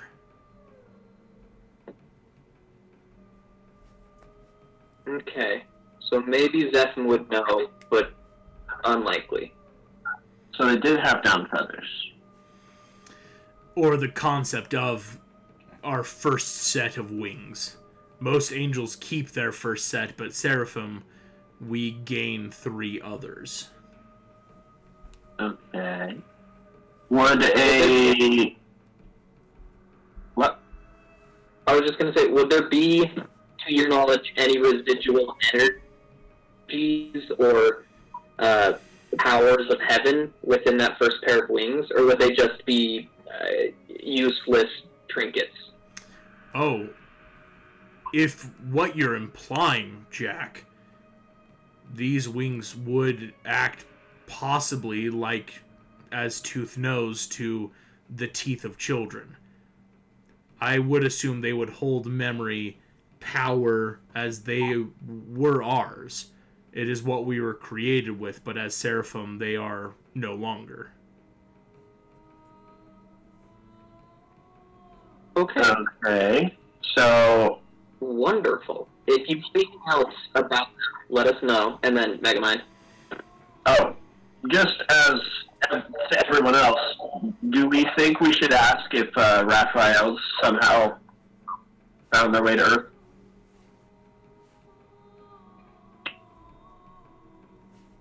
I feel like Gabe's saying he doesn't know. We can definitely ask, but I feel like he's already kind of said he wouldn't know one way or the other. Yeah. But if we could find a lead on... Have you guys heard about Seraphim? Was that the name, August? Yep. Have you guys heard that name before I came back to the party, or is this kind of the first time we're hearing about him? This is the first time I remember it. Same. Oh, him and I go way back. Of course. The canonical god primordial of creation. Zephyr. We call him X for short. Zephyr. Yeah. Last lead on Zephyr, go.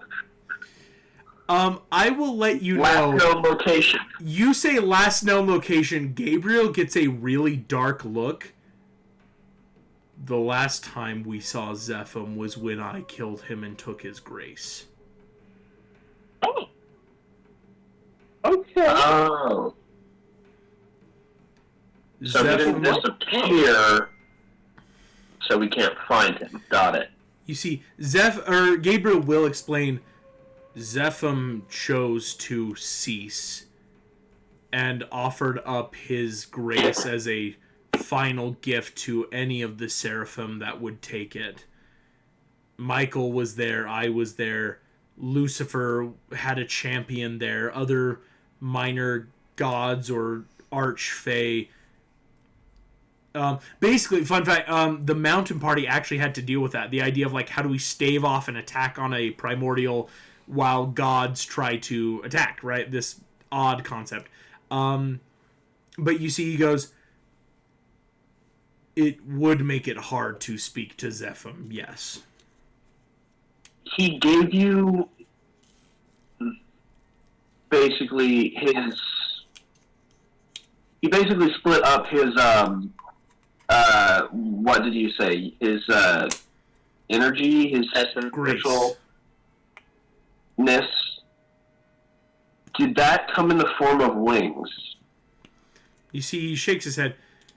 Zephim's grace is almost intangible. It is more of a power source that, for safety and under the direction of other champions, I have hidden until we know what to do with it. Gotcha. And you only have 1/3, correct? Lucifer both have the other parts. What was that? Sorry, I think I cut out. Okay. Oh, I was just saying, you only have 1/3 of it as Gabriel, and Michael and Lucifer both have the other equal parts. Oh, you see, he goes, thankfully, I have the full sum.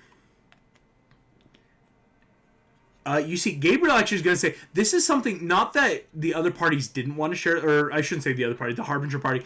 Gabriel, you're noticing, at any point, Gabriel could choose to try to absorb this grace and become, on a power scale, a primordial god, but has chosen not to so far. Because he's bound by the laws of heaven? Maybe.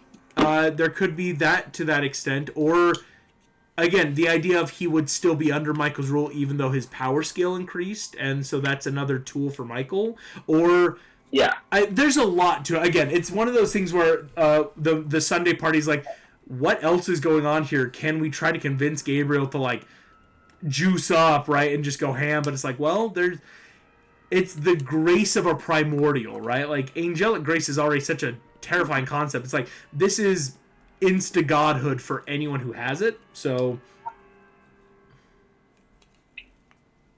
I would like to try to steal. Well, oh my yeah, I know. God. The immediate look in Braxton's eyes where Braxton's like, it's up for grabs. The idea was hopefully that, as he was saying, that the wings had memories, and that this Seraphim was the person who gave people their wings and would know where they ended up, if we would be able to learn from his feathers or his energy where that information. But seeing as how that's the case, Gabriel could try something, but it would be an odd thing to try. What I would say is Gabriel would say, if you would like to, I could do something similar to your time in Mordred's Manor. You see, Gabriel kind of shifts his eyes. If it would be very dangerous, but I could try to put you back in a memory or a time where you could maybe see what happened. Let's do it.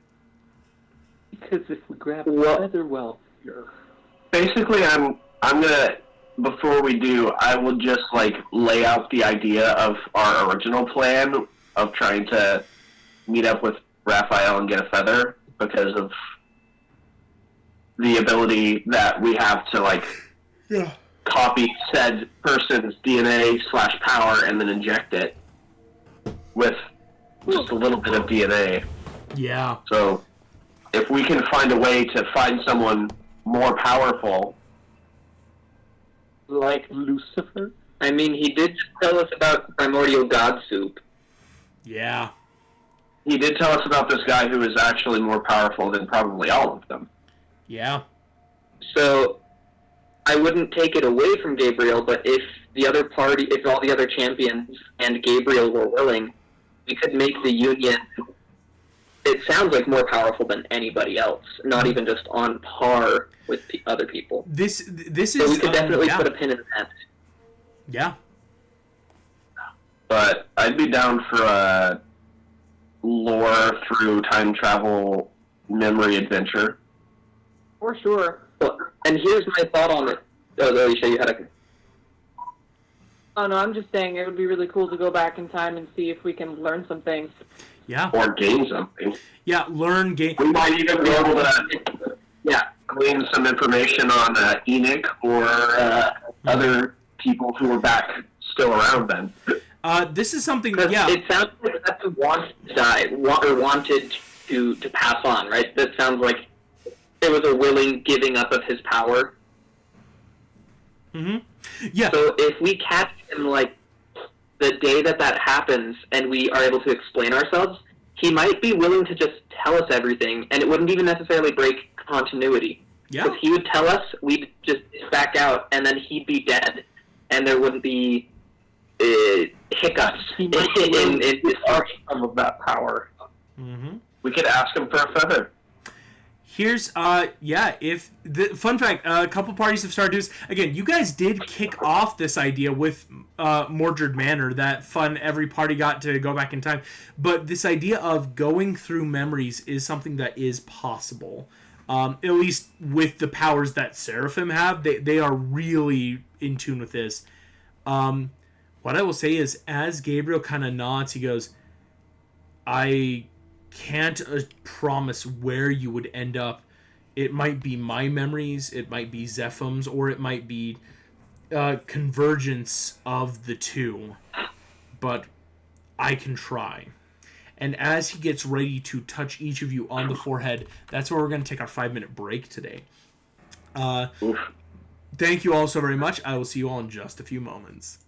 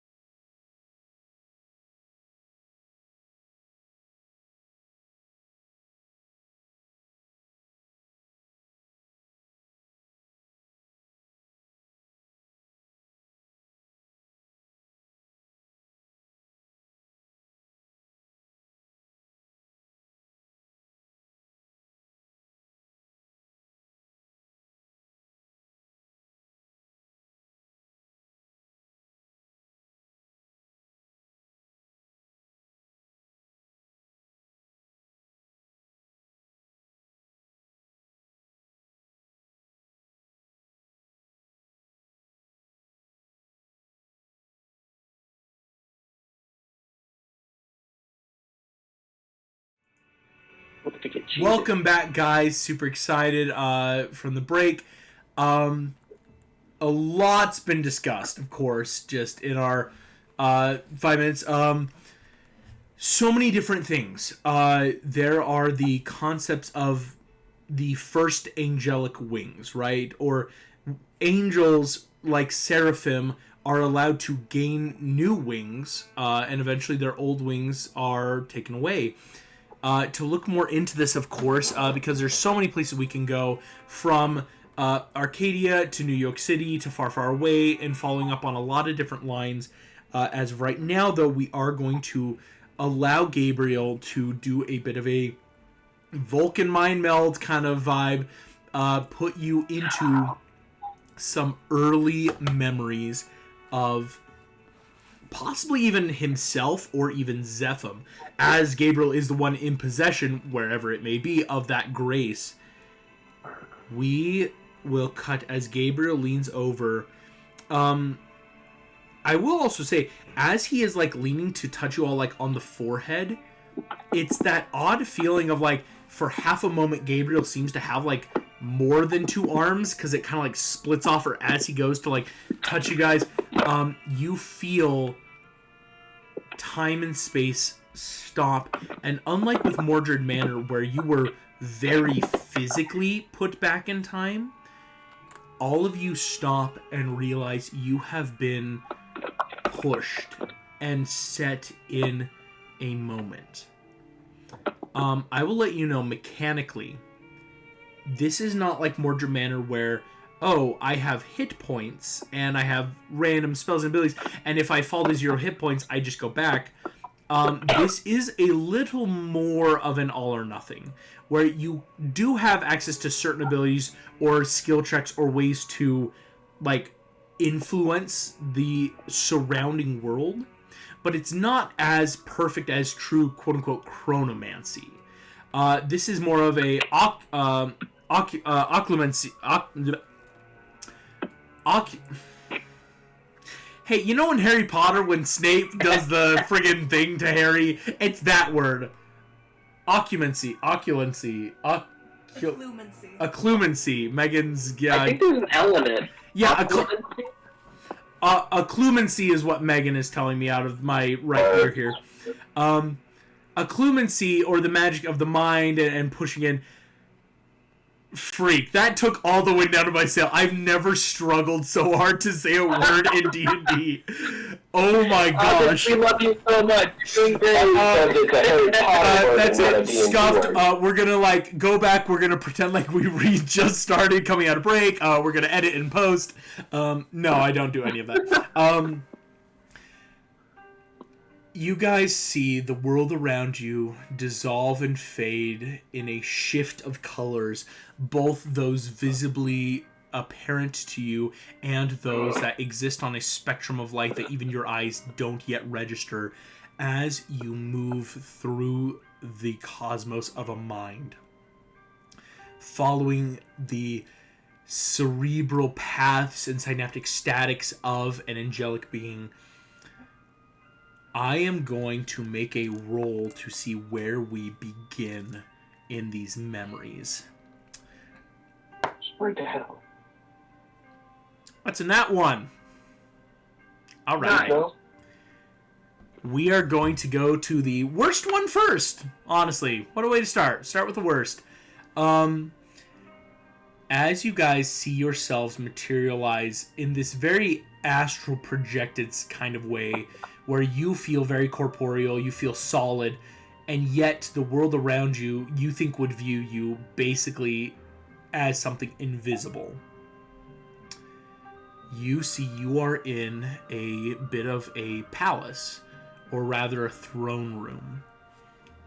In the throne room, there are many angels that are moving back and forth that do seem to be in holy garb and armor, like you see on Michael.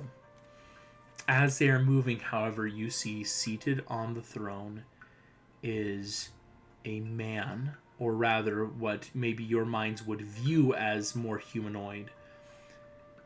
Hair is just like the angels, with that white wisp, and yet, unlike the angel, seems to have a bit of a beard going on, a bit of curl, that very what you would assume many people when they like make those like quick reference cartoon sketches of a god, of like long white hair and a white beard and that like cool flowing toga with like thunder crackling around.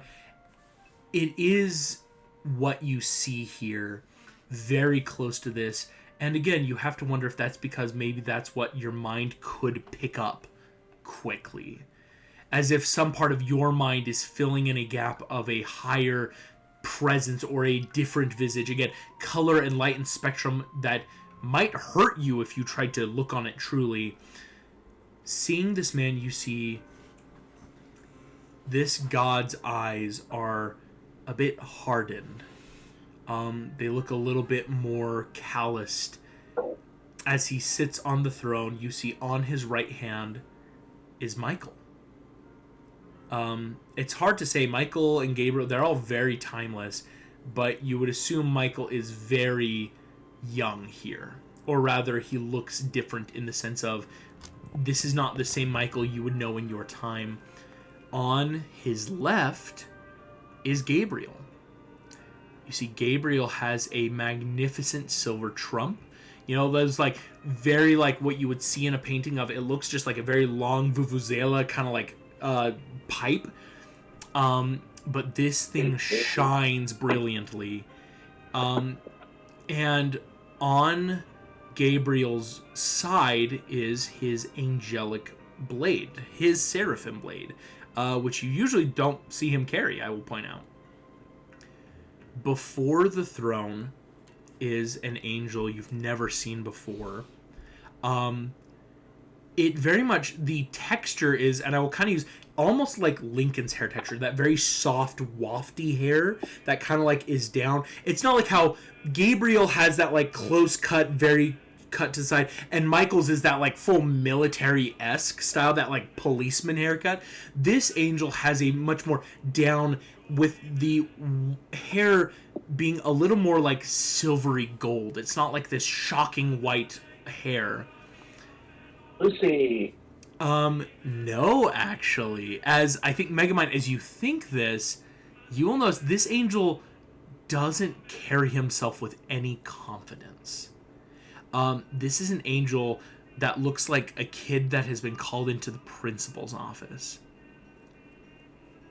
And you see that the angel simply says, "Father, I have come at your beck and call. How may I serve thee?" Seraphim stands. "Ananiel, leader of the cherubim, I have a great task for you." And you see Ananiel kind of stops. "Yes, Lord, I am prepared."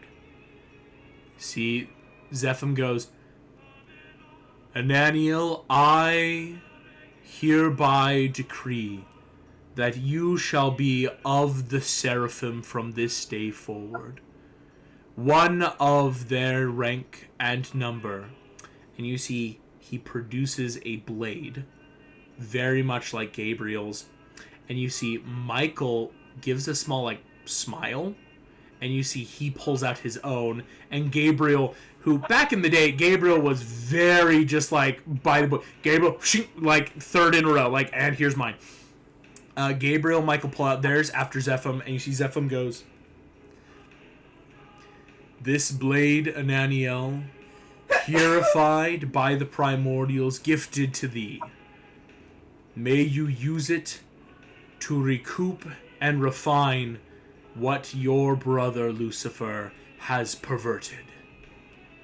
And you see Ananiel looks like, let's be real, any kid when they're given a gun for the first time doesn't really want to. Like that look of like, oh, I'm being handed a weapon and I don't know how to react to that yet. So you see Ananiel takes this sword. Gabriel then steps forward. "And so it is writ that Seraphim, Lord of Creation, has decreed the 7th Seraphim to be Ananiel. And you see Seraphim kind of nods. We now, Ananiel, must remark on your wings. And you see he looks at Ananiel, who, like, kind of like subconsciously, you see he reaches behind and, like, touches one of the feathers of his wing and goes, Lord, I was not under the impression that I would be gifted wings. You see Michael kind of steps forward. It is the right and privilege for the highest seraphim to hold wings like that unto our God. And you see, for just a split second, Seraphim, the Lord of Creation, has thousands of wings surrounding him, almost cocooning him from all angles. This of blues, greens, reds, fire, earth, ice, lightning, plasma, plasmoid, like these elements, these raw concepts of time and thought. As these wings shimmer just for that split second, all of you will notice them. And you see in this moment, as you all notice the wings, Ananiel notices you 5. This angel, instead of noticing the wings around, you see he kind of looks, suddenly seeing maybe what the others don't care enough to see in this moment. As you do know, there are a lot of other angels and elementals and things. The heavenly plane here looks very busy. But you see, Ananiel takes a moment and looks to the side and sees you 5. And doesn't realize when Zephyr... Ananiel! And you see Ananiel snaps back. Lord, I am ready. Zephim reaches a hand down, and you hear a splitting shriek of pain as Ananiel has his wings ripped off of him by this primordial force. Like, Zephim begins as if one would peel an orange and seems to put thumbs in the air and peel downward. And you watch as Ananiel's wings that moments ago he was holding, almost that security blanket, are quite literally peeled off of him. And Ananiel can't help but scream in whatever pain angels might feel, as this is not something that feels good. You see Michael kind of smiles, just, now you may be anointed and given the wings of a seraphim. And Zephim kind of like plucks out of his own 3 sets of wings, places them upon Ananiel, and you see it doesn't do much. Like Ananiel, it doesn't look like the pain just leaves, but you see Ananiel does have some strange sense of like, oh, he is immediately sensing power. A different form than what he was feeling before. And I will actually let you know, or rather, maybe it's Gabriel's internal monologue that lets you hear this, but you understand in this moment, Ananiel, chosen, keeper of abjuration, holder of the sword of peace. And whether Gabriel is saying that physically, or maybe he's thinking it, as whatever wings, whatever sword, are some of the powers Ananiel now holds, of what we would call abjuration magic, right? The idea of shield spells, right? Like, you know, these odd things. And yet, Ananiel, as he feels these wings, once again, he does not look at Zephim.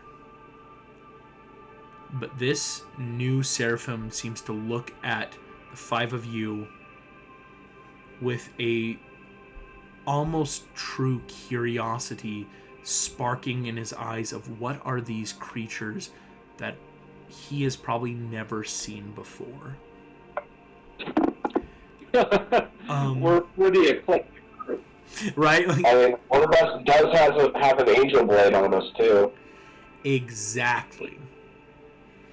As you hold that blade, or rather this strange ethereal form, Jim, daylight looks pretty interesting compared to the other 3 blades you're looking at. The sword of peace that Ananiel's holding I don't want to say looks simple, but it definitely seems to be a blade that was recently made.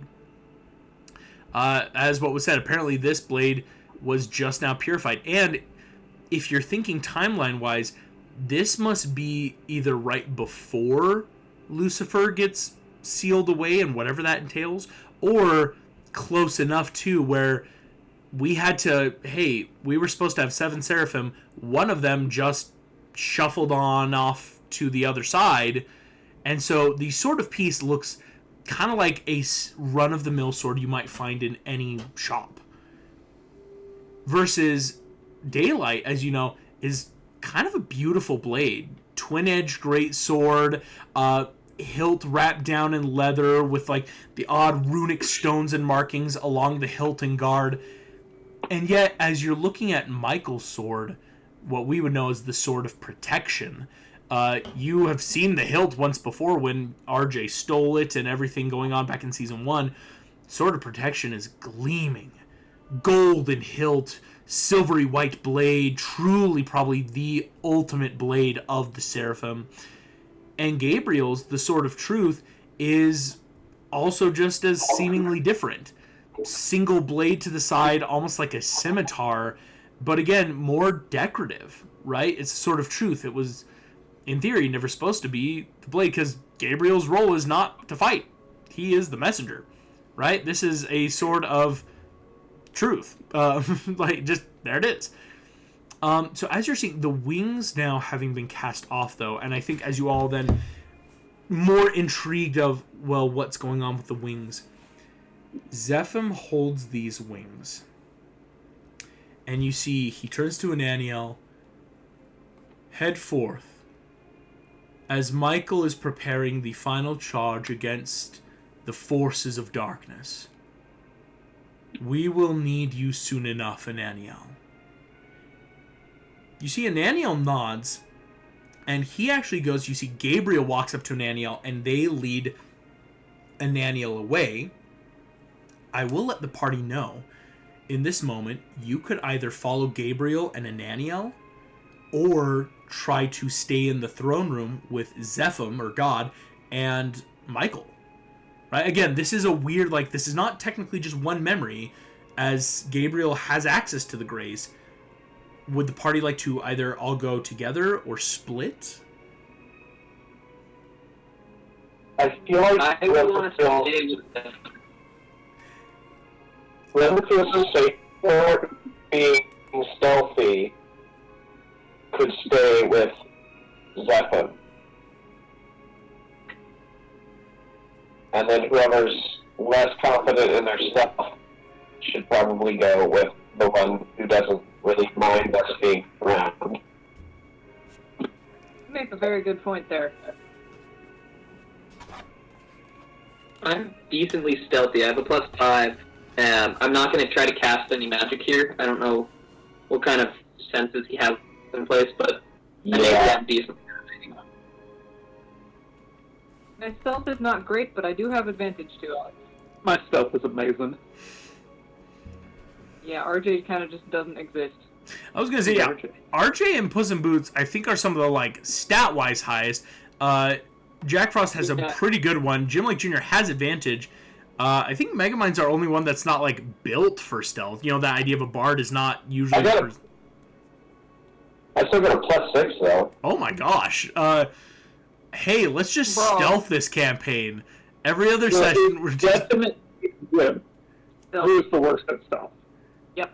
Yeah. So, I could say that Jim and I, if you want, it's wherever you want to go, but I would say that I'm fine to go with the other two who are leaving, but we would definitely want to have eyes on both kind of memories so that we can get as much information as possible. Yeah. I'm cool going with you. Yeah. So, Megamind and Jim Lake Jr. will try to follow Ananiel and Gabriel versus RJ, Puss in Boots, Jack Frost staying more in the throne room right now to see what occurs here. I will say we'll start them with the trio, the cat, raccoon, and Jack. If you three can make me stealth checks, in that preemptive, again, that idea of like we don't know what could happen in a dream, but you might need to be safe. Natural 20. Nat 20. You love to see it. Yeah. Also, L, roll for physical dice. I got an 11. What? 11. Physical dice. Oh yeah, I'm gonna roll physical dice. Yes, you can say it, but I see the roll happening on my screen. You already pressed the button? Yeah. You hooligan. You hooligan. It's okay. I should have, as a DM, made sure to point out, like, remember, you have a choice. But a 16 from Puss in Boots is pretty good. Still better than me. Better than Jack Frost.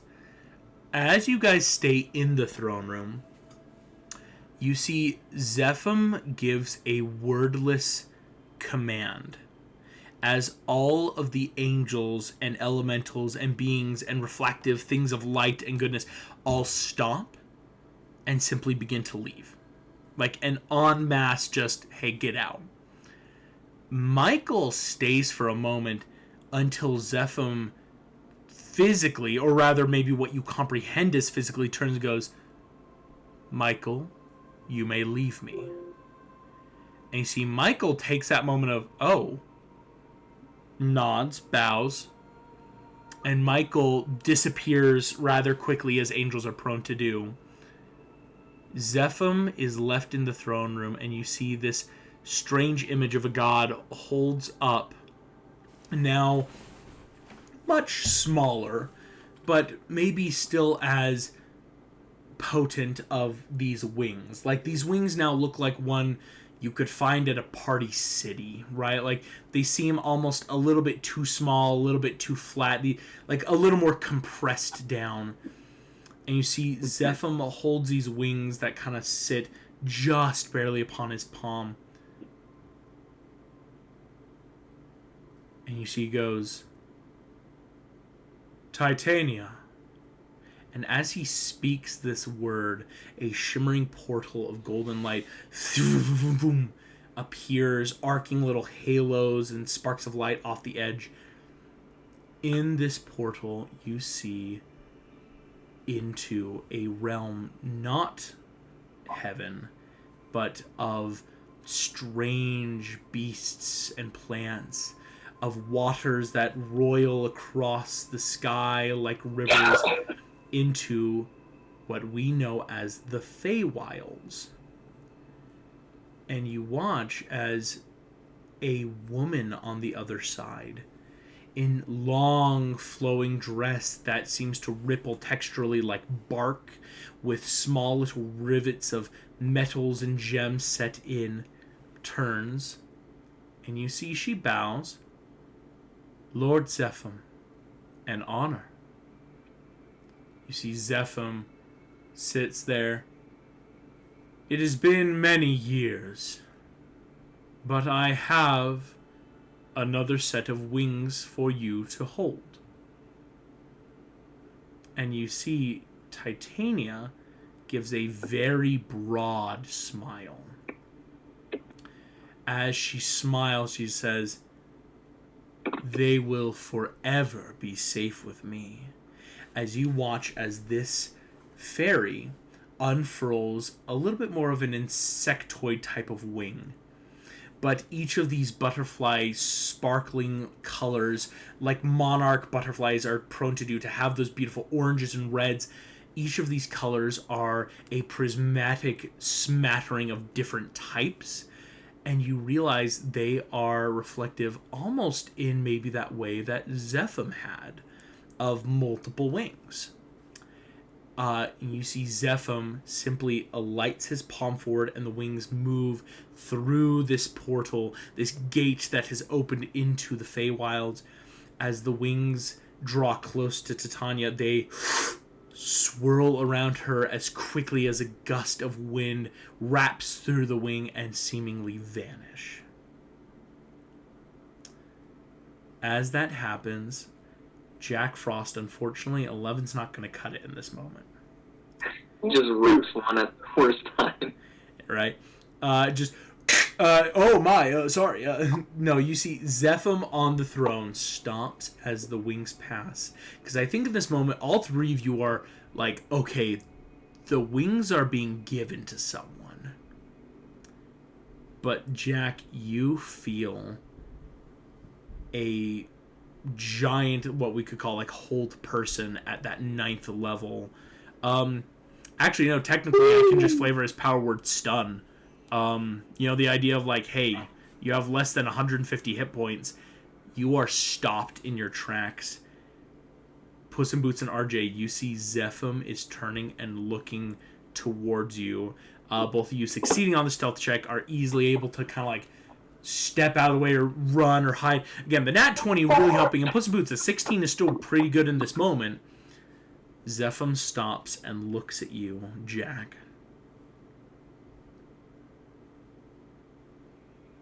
You are almost a being of my creation.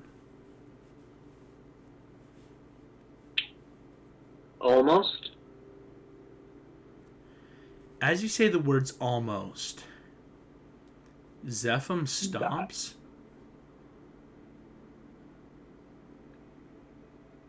Not worthy of my attention. And Jack, your connection into this memory server, you kind of like wake up and breathe deeply in the car as you see your companions all still passed out. You see Gabriel. They'll be with us in a moment. As Jack, unfortunately, you were kind of caught.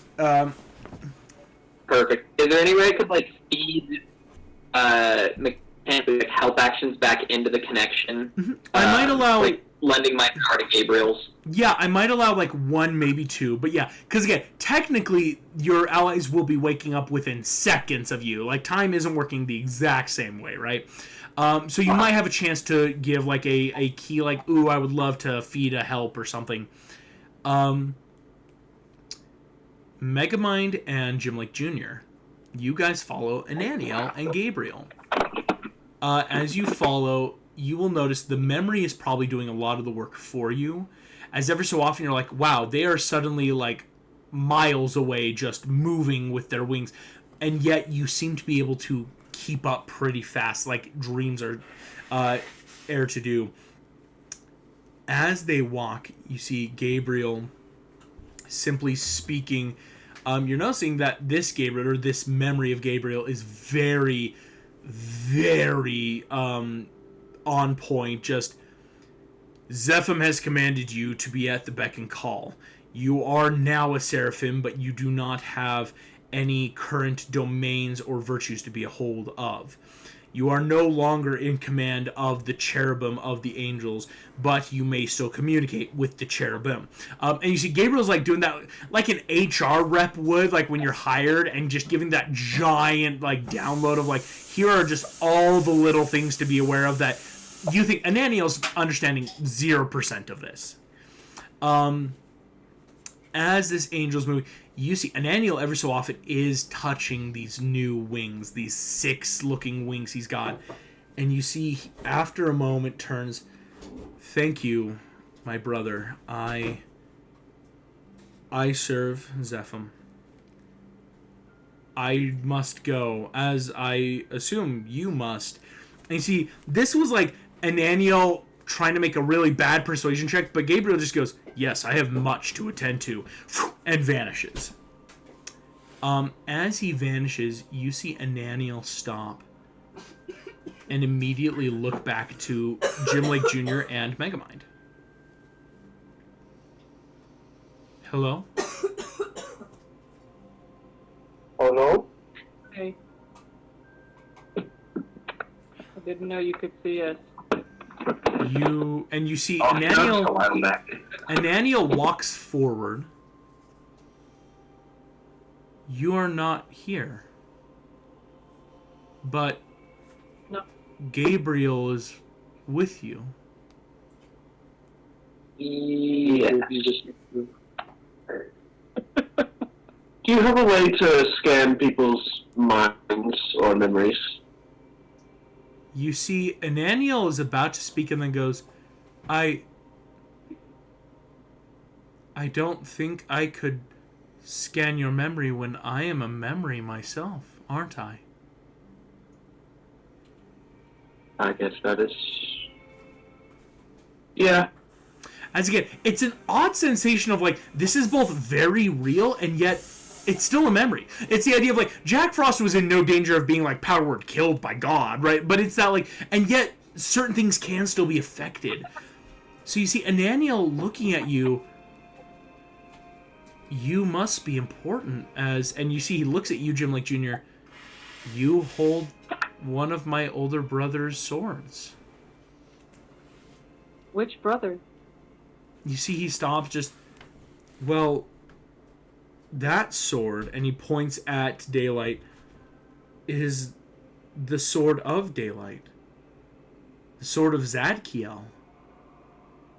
He is, well, Zadkiel is the father of Adam and is powerful amongst my brothers.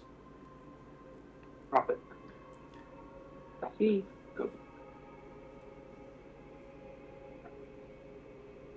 Do your wings hurt?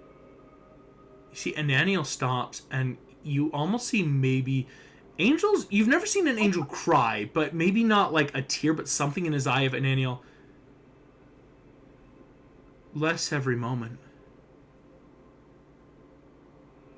Are you visions brought by my new powers? I don't think so. We're more of on a journey to find answers ourselves A journey. with the help of Gabriel. As you say journey, he goes, a journey to find answers is simply a mystery. I think I like mysteries. Would you like to help us? As you say, would you like to... You see, before Ananiel can really answer, you notice that the edges of reality here are starting to, like, blur and change. As you do realize, Gabriel did leave, right? And unfortunately, Gabriel was never really a part of whatever further conversation could have been. Like, maybe whatever he passively remembered is what was allowing this conversation. As you say, would you like to help us? Ananiel looks like he was about to say something, and then the scene shifts. All of you are together again. Megamind, Jim Lake Jr., RJ, and Puss in Boots. You will notice that Jack Frost isn't here. You see now into a slightly older memory of 7 Seraphim and Zephim are standing in a space that does not seem to be heaven, but seems to be reflective of the cosmos and stars. As these Seraphim stand, you realize they are all sprouting fresh new wings, kind of like Ananiel just did. Each of them have a different degree of pain on their face or confusion. You notice, actually, in this moment, I will let you piece together, Michael is smiling. Michael looks like, yes, it's painful, but you see this is like Michael looks proud to be here. Next to him is Gabriel, who simply has his brows furrowed, that expression you are very accustomed to when Gabriel's like, I don't know what I'm feeling right now, and I'm not sure how to describe it. Almost like he's waiting for someone else to tell him what to say. Next to Gabriel is Raphael, or what you could assume to be Raphael, whose wings are golden and bright red with like harsh blacks, like these truly insane looking wings. Raphael is grimacing, but in that very stoic of, I am suffering this because I should. Next to Raphael is Uriel. Now, Uriel is a member of the Seraphim none of you have met, unfortunately, but you would know through passing is the Muffin Man. Or rather, claims to be. Uriel looks terrifying. His wings are inky black, one specked red and silver, and the last seems to be spectral lightning. As Uriel's wings are, from some of his power sets, terrifying. I guess I should put out, Michael's seems to be like white, silver, and gold, like very simple almost. Gabriel has deep silver, inky blue, with one that also seems slightly specked with like white and gold flecked of like a dusty gray wing. After Uriel, you see two other angels that Jim, like Jr., you immediately spot Zadkiel, as he's got the sword you got. Zadkiel has some pretty fun-looking greens and blues sporting his new wings, right? And you see he's stretching them out, kind of like one would when they've got new clothing, stretching and pulling. The sixth Seraphim, none of you would know, unfortunately. But the last is one you all could immediately clonk.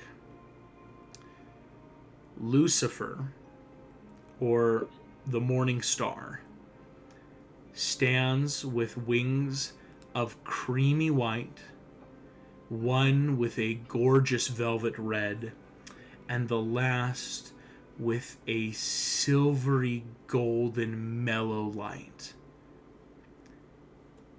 As you all look at these seraphim, Zephim's voice rings out. Thus have I given you wings.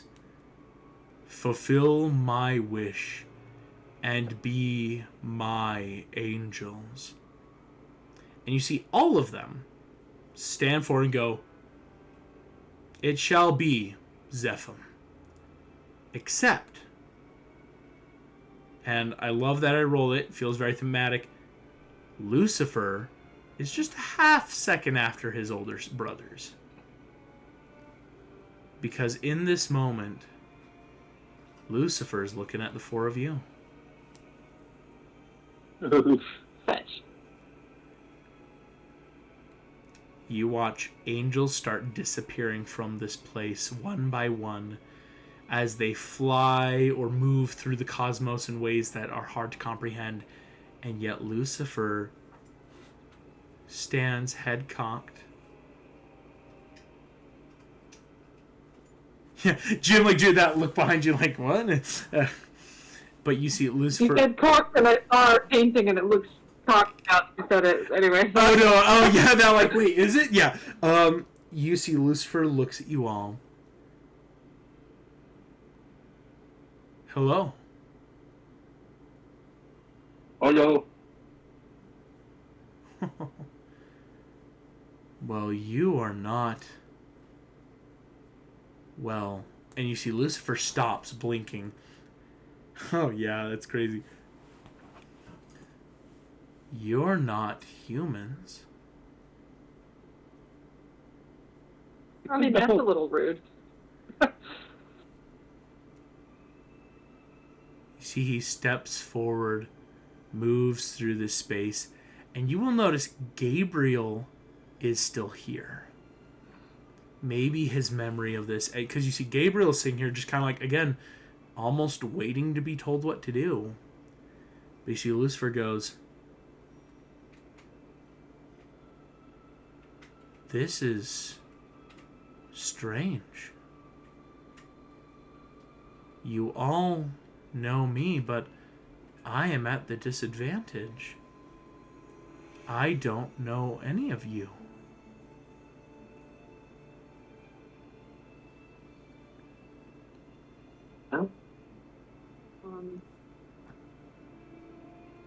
I mean, it's nice to meet you, I guess.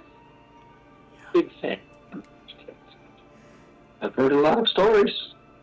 I kick our good. Kick. Yeah, just got kick. I wasn't saying anything. I was joking out. I was joking. I know. You see Lucifer goes, odd. He's going to make an insight check. You see he goes, am I terrifying to you? Well, I mean, you guys are the Seraphim. And you see... I'm fine. Yeah, he looks at Gabriel, who's just standing there. You don't seem scared of my brother. You seem to... I guess we know him a little better. Oh. Yeah. So far, he hasn't tried to kill us. You haven't either. Megamind, the second you say kill, Lucifer goes, what is killing? Good question. Yeah, I'll just fuck with the timeline. Yeah, but it's a memory, but kind of not. Or did we initiate it in the first place and cause everything once The again? union created the concept. It's temporal loops here. Temporal loop. But you see, as he looks at you all, Lucifer stops. Why would you all talk of strange concepts? Look at me with fear. Could it be? You see, he stops. I've been wondering this since Father had his council. Are we not going to succeed? Succeed with That's what? determined as of now. Who's we?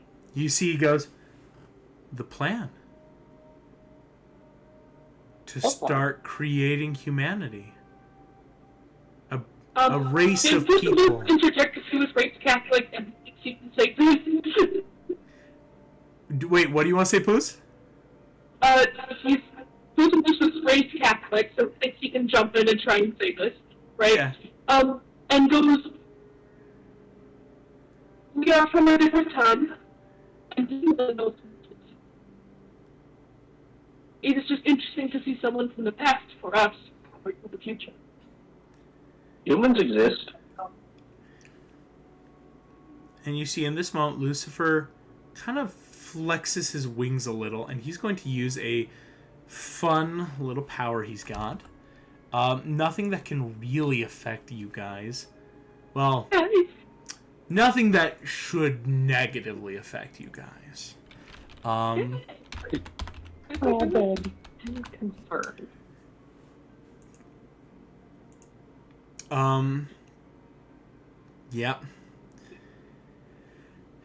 Blah, blah, blah. Yep, he can do that. He uses a... I've not created the concept of time travel in him.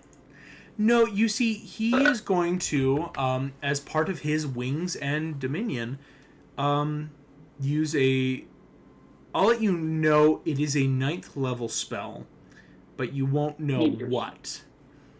As he kind of pushes something across your minds. And here's where I gotta say, I and be as honest as you want, like, and I will let you know, it's an odd statement. What would be your character's first thoughts when you hear the name Lucifer? It's an odd statement, right? Especially how a lot of us growing up with religion and in our world. But what would your character's first thoughts be when you hear the word Lucifer? Or in the sense of like, oh, I'm hearing Lucifer. I think I mean, I don't want to influence what anyone else is going to say, so if you need a minute to think, please take it. Yeah, everyone take them all like, yeah, what would my character think, right? Because it's so easy to be like, we all hear this word and can go, oh, well, the devil, Satan, bad, or, like, there's things that we can think, so what would you think? Is this guy Santa? Actually, RJ, that could be a very fair statement. For a raccoon that does not have traditional religion, are you the Santa Claus? We've been looking for you. I mean, didn't he have red in his wings? Because the red... Actually, no, the red... Maybe you... Would you be like, ooh, a feather? Ooh, feather. Yoink. Yeah, no. We'll need that feather. We'll go through... So what? One at a time. I'll just kind of, as you're appearing on my screen, L, what do you think would be that first thought, or Puss in Boots being raised Catholic, what do you think that first thought is? Well, he is Catholic, but he's also an adult, and he's probably thought through a lot of trauma and, questions of things that he was taught.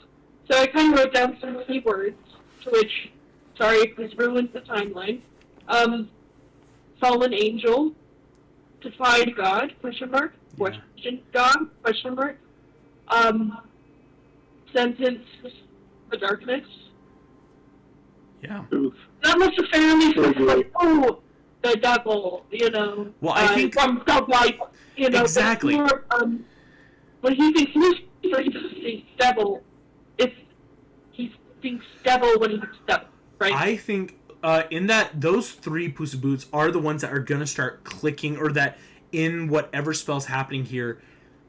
As you think those, I would ask Jim Lake Jr., what do you think would be that kind of first little click in your mind? What's Jim Lake Jr. thinking of the second you go, oh, Lucifer, what? Probably... this mixture of thoughts. The leader of hell, Michael's enemy. Is he really the bad guy? Like, what's his deal? And yeah, no, I think fighting him, It's enemy of Michael. Is he? Yeah. I love it. And here's... Oh, I should let Lincoln know. You will be asked this question here in a moment. I just realized, I'm like, even though you're not here, it is going to affect you. RJ, I will go to RJ next. Thankfully, Lincoln, as I'm seeing on my screen, you're going to be the last. Thankfully. I just realized I should have pointed that out sooner. RJ, what do you think RJ... And honestly, no, I think, as funny as it is, Santa, if that's it, because RJ doesn't have a lot of people thoughts, right? Yeah. So, first thoughts that go through mind is feather. We need to get a feather, wings. I wonder what angel wings would taste like if you made them like chicken wings. Wonder what angel wings taste like. He's just ruminating on like a recipe, I guess. I think, honestly, that is such a first brain response of feather, wings, chicken wings, angel wings, food. All right, 1 minute. As a raccoon, I see it. Megamind, what would be that first thought?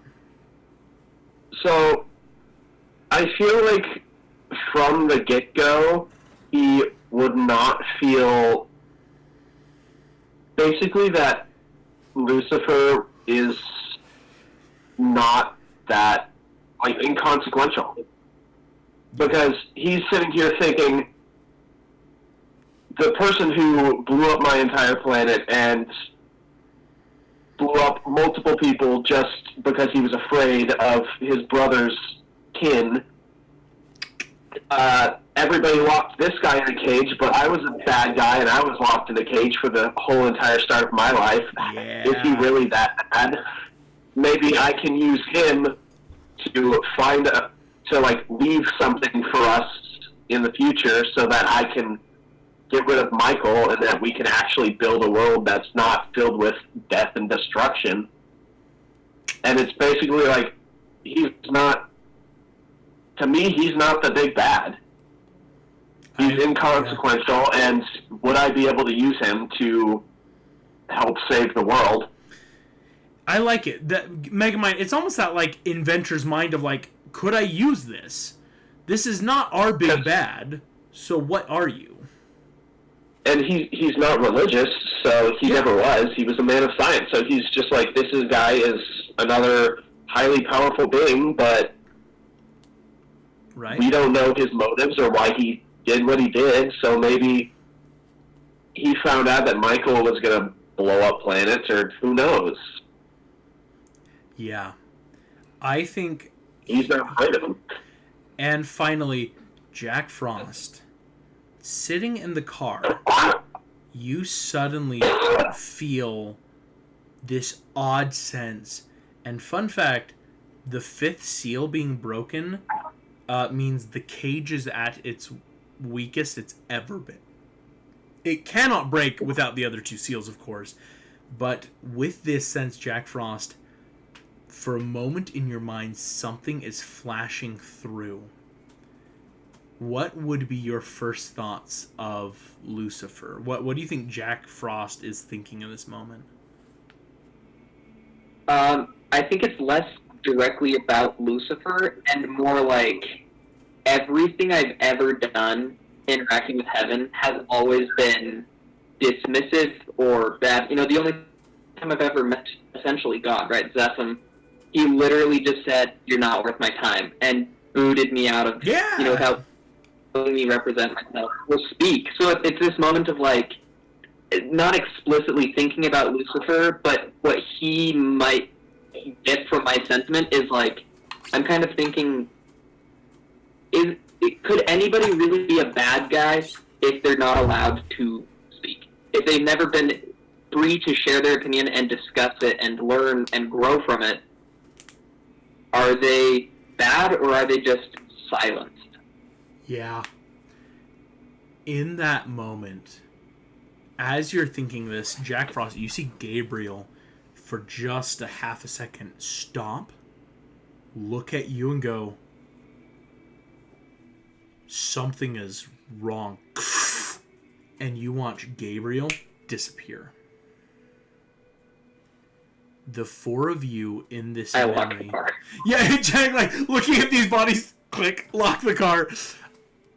Puss in Boots, RJ, Jim Lake Jr., Megamind, as these thoughts go through, as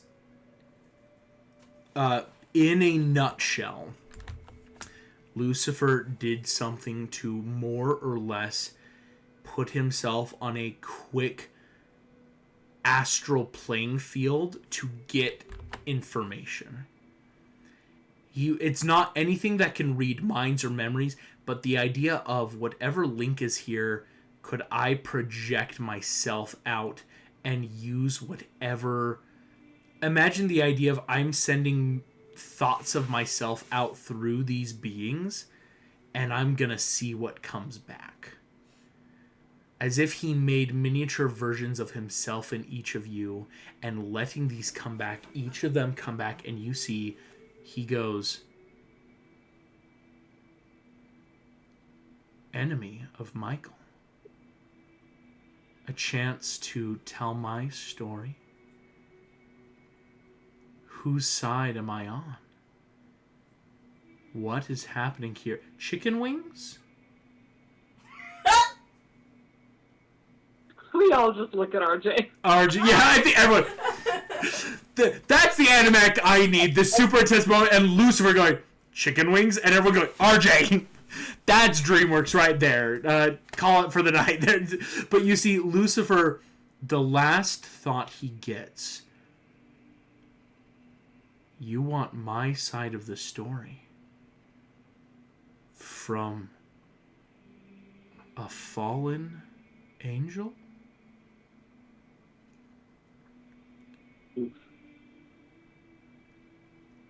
You see Lucifer stops, smiles. His plan isn't the only plan. Humanity is more than just cattle. Oof. I knew it was No. wrong. And you see, he goes, there's a way for you all to do what I can't.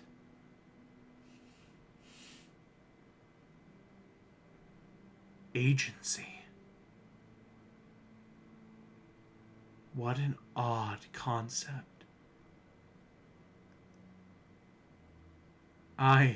And you see in this moment the memory as Lucifer's head kind of snap twist, and Jack Frost, you hear out in the mortal world, soon. We'll talk soon. Just not right now, Jack.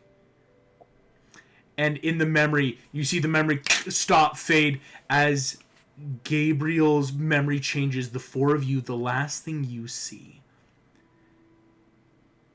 is Seraphim before a new world, wings being put through a portal to the Feywilds, to this Queen Titania, as these first seraph wings, the first memories, these implanted core things being put away, Seraphim stomps as the four of you are there, and Seraphim goes.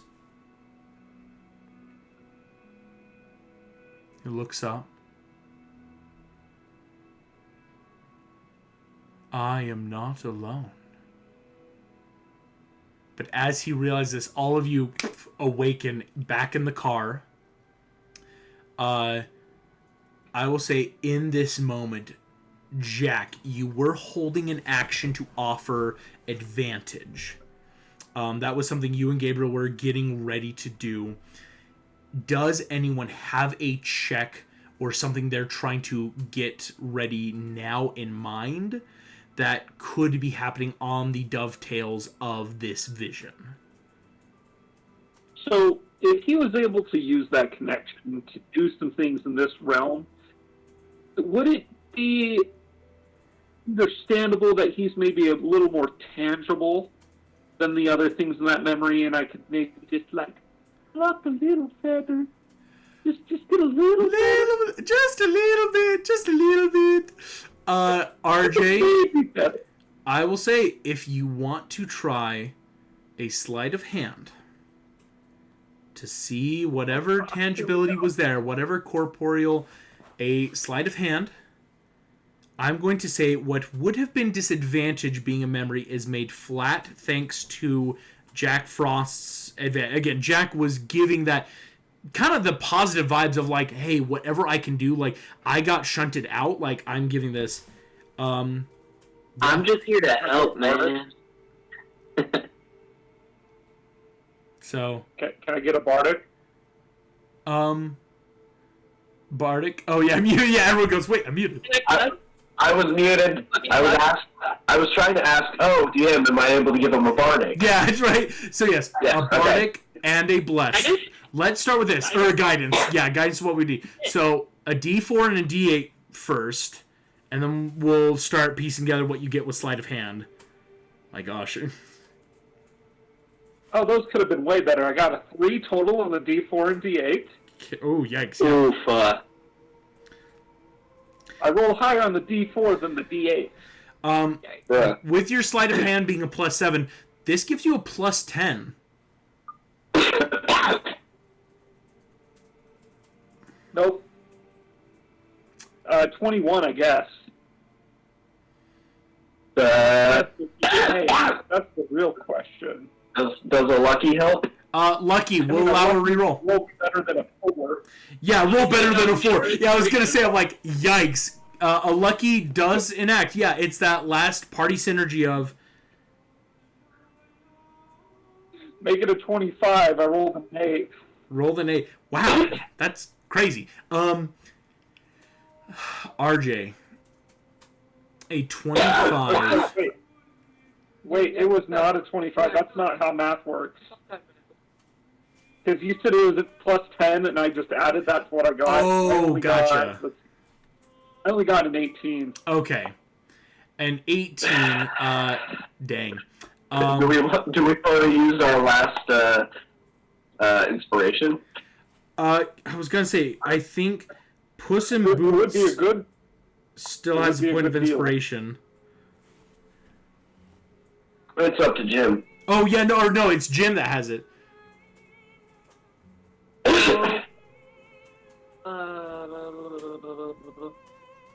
Would this be, if he's trying to be sneaky about this, would I, I is mean, that something? I think it's more sneaky to the effect of what Lucifer could see. You guys, to the effect of, this is your friend that's sitting there and went, chicken wings. Do those taste like angel wings? And everyone went, what the heck? I think it's a very much a party synergy. Like the cinematic way it's happening of Megamind's like mental bardic with Puss in Boots magical guidance with Jack Frost in the mortal world giving that power and energy. And so if you would like to, we could use an inspiration. It's up to you. Sure. All right. All good. Just got to get above an 8. there we go. 25. Now it's a Now 25. Hitting the DC 24. RJ, you reach up as the vision is fading, as you feel everything coming back. Again, a lot of information about early angel wings, a lot of information about Ananiel Lucifer, but you reach up as you have always been prone to do, and in this moment your party helps feed your kleptomaniac addictions, because in this moment kleptomania is just what we need.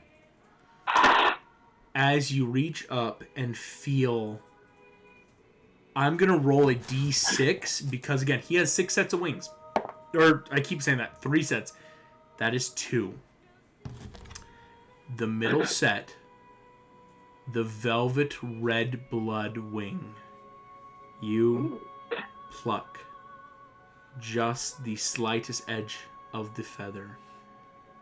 And as you appear, RJ, you wake up and feel your paw wrapped around something very tangible. Fetching way. And then I don't tell anybody. Just kidding. And then immediately eats it. That's the end of the session. RJ.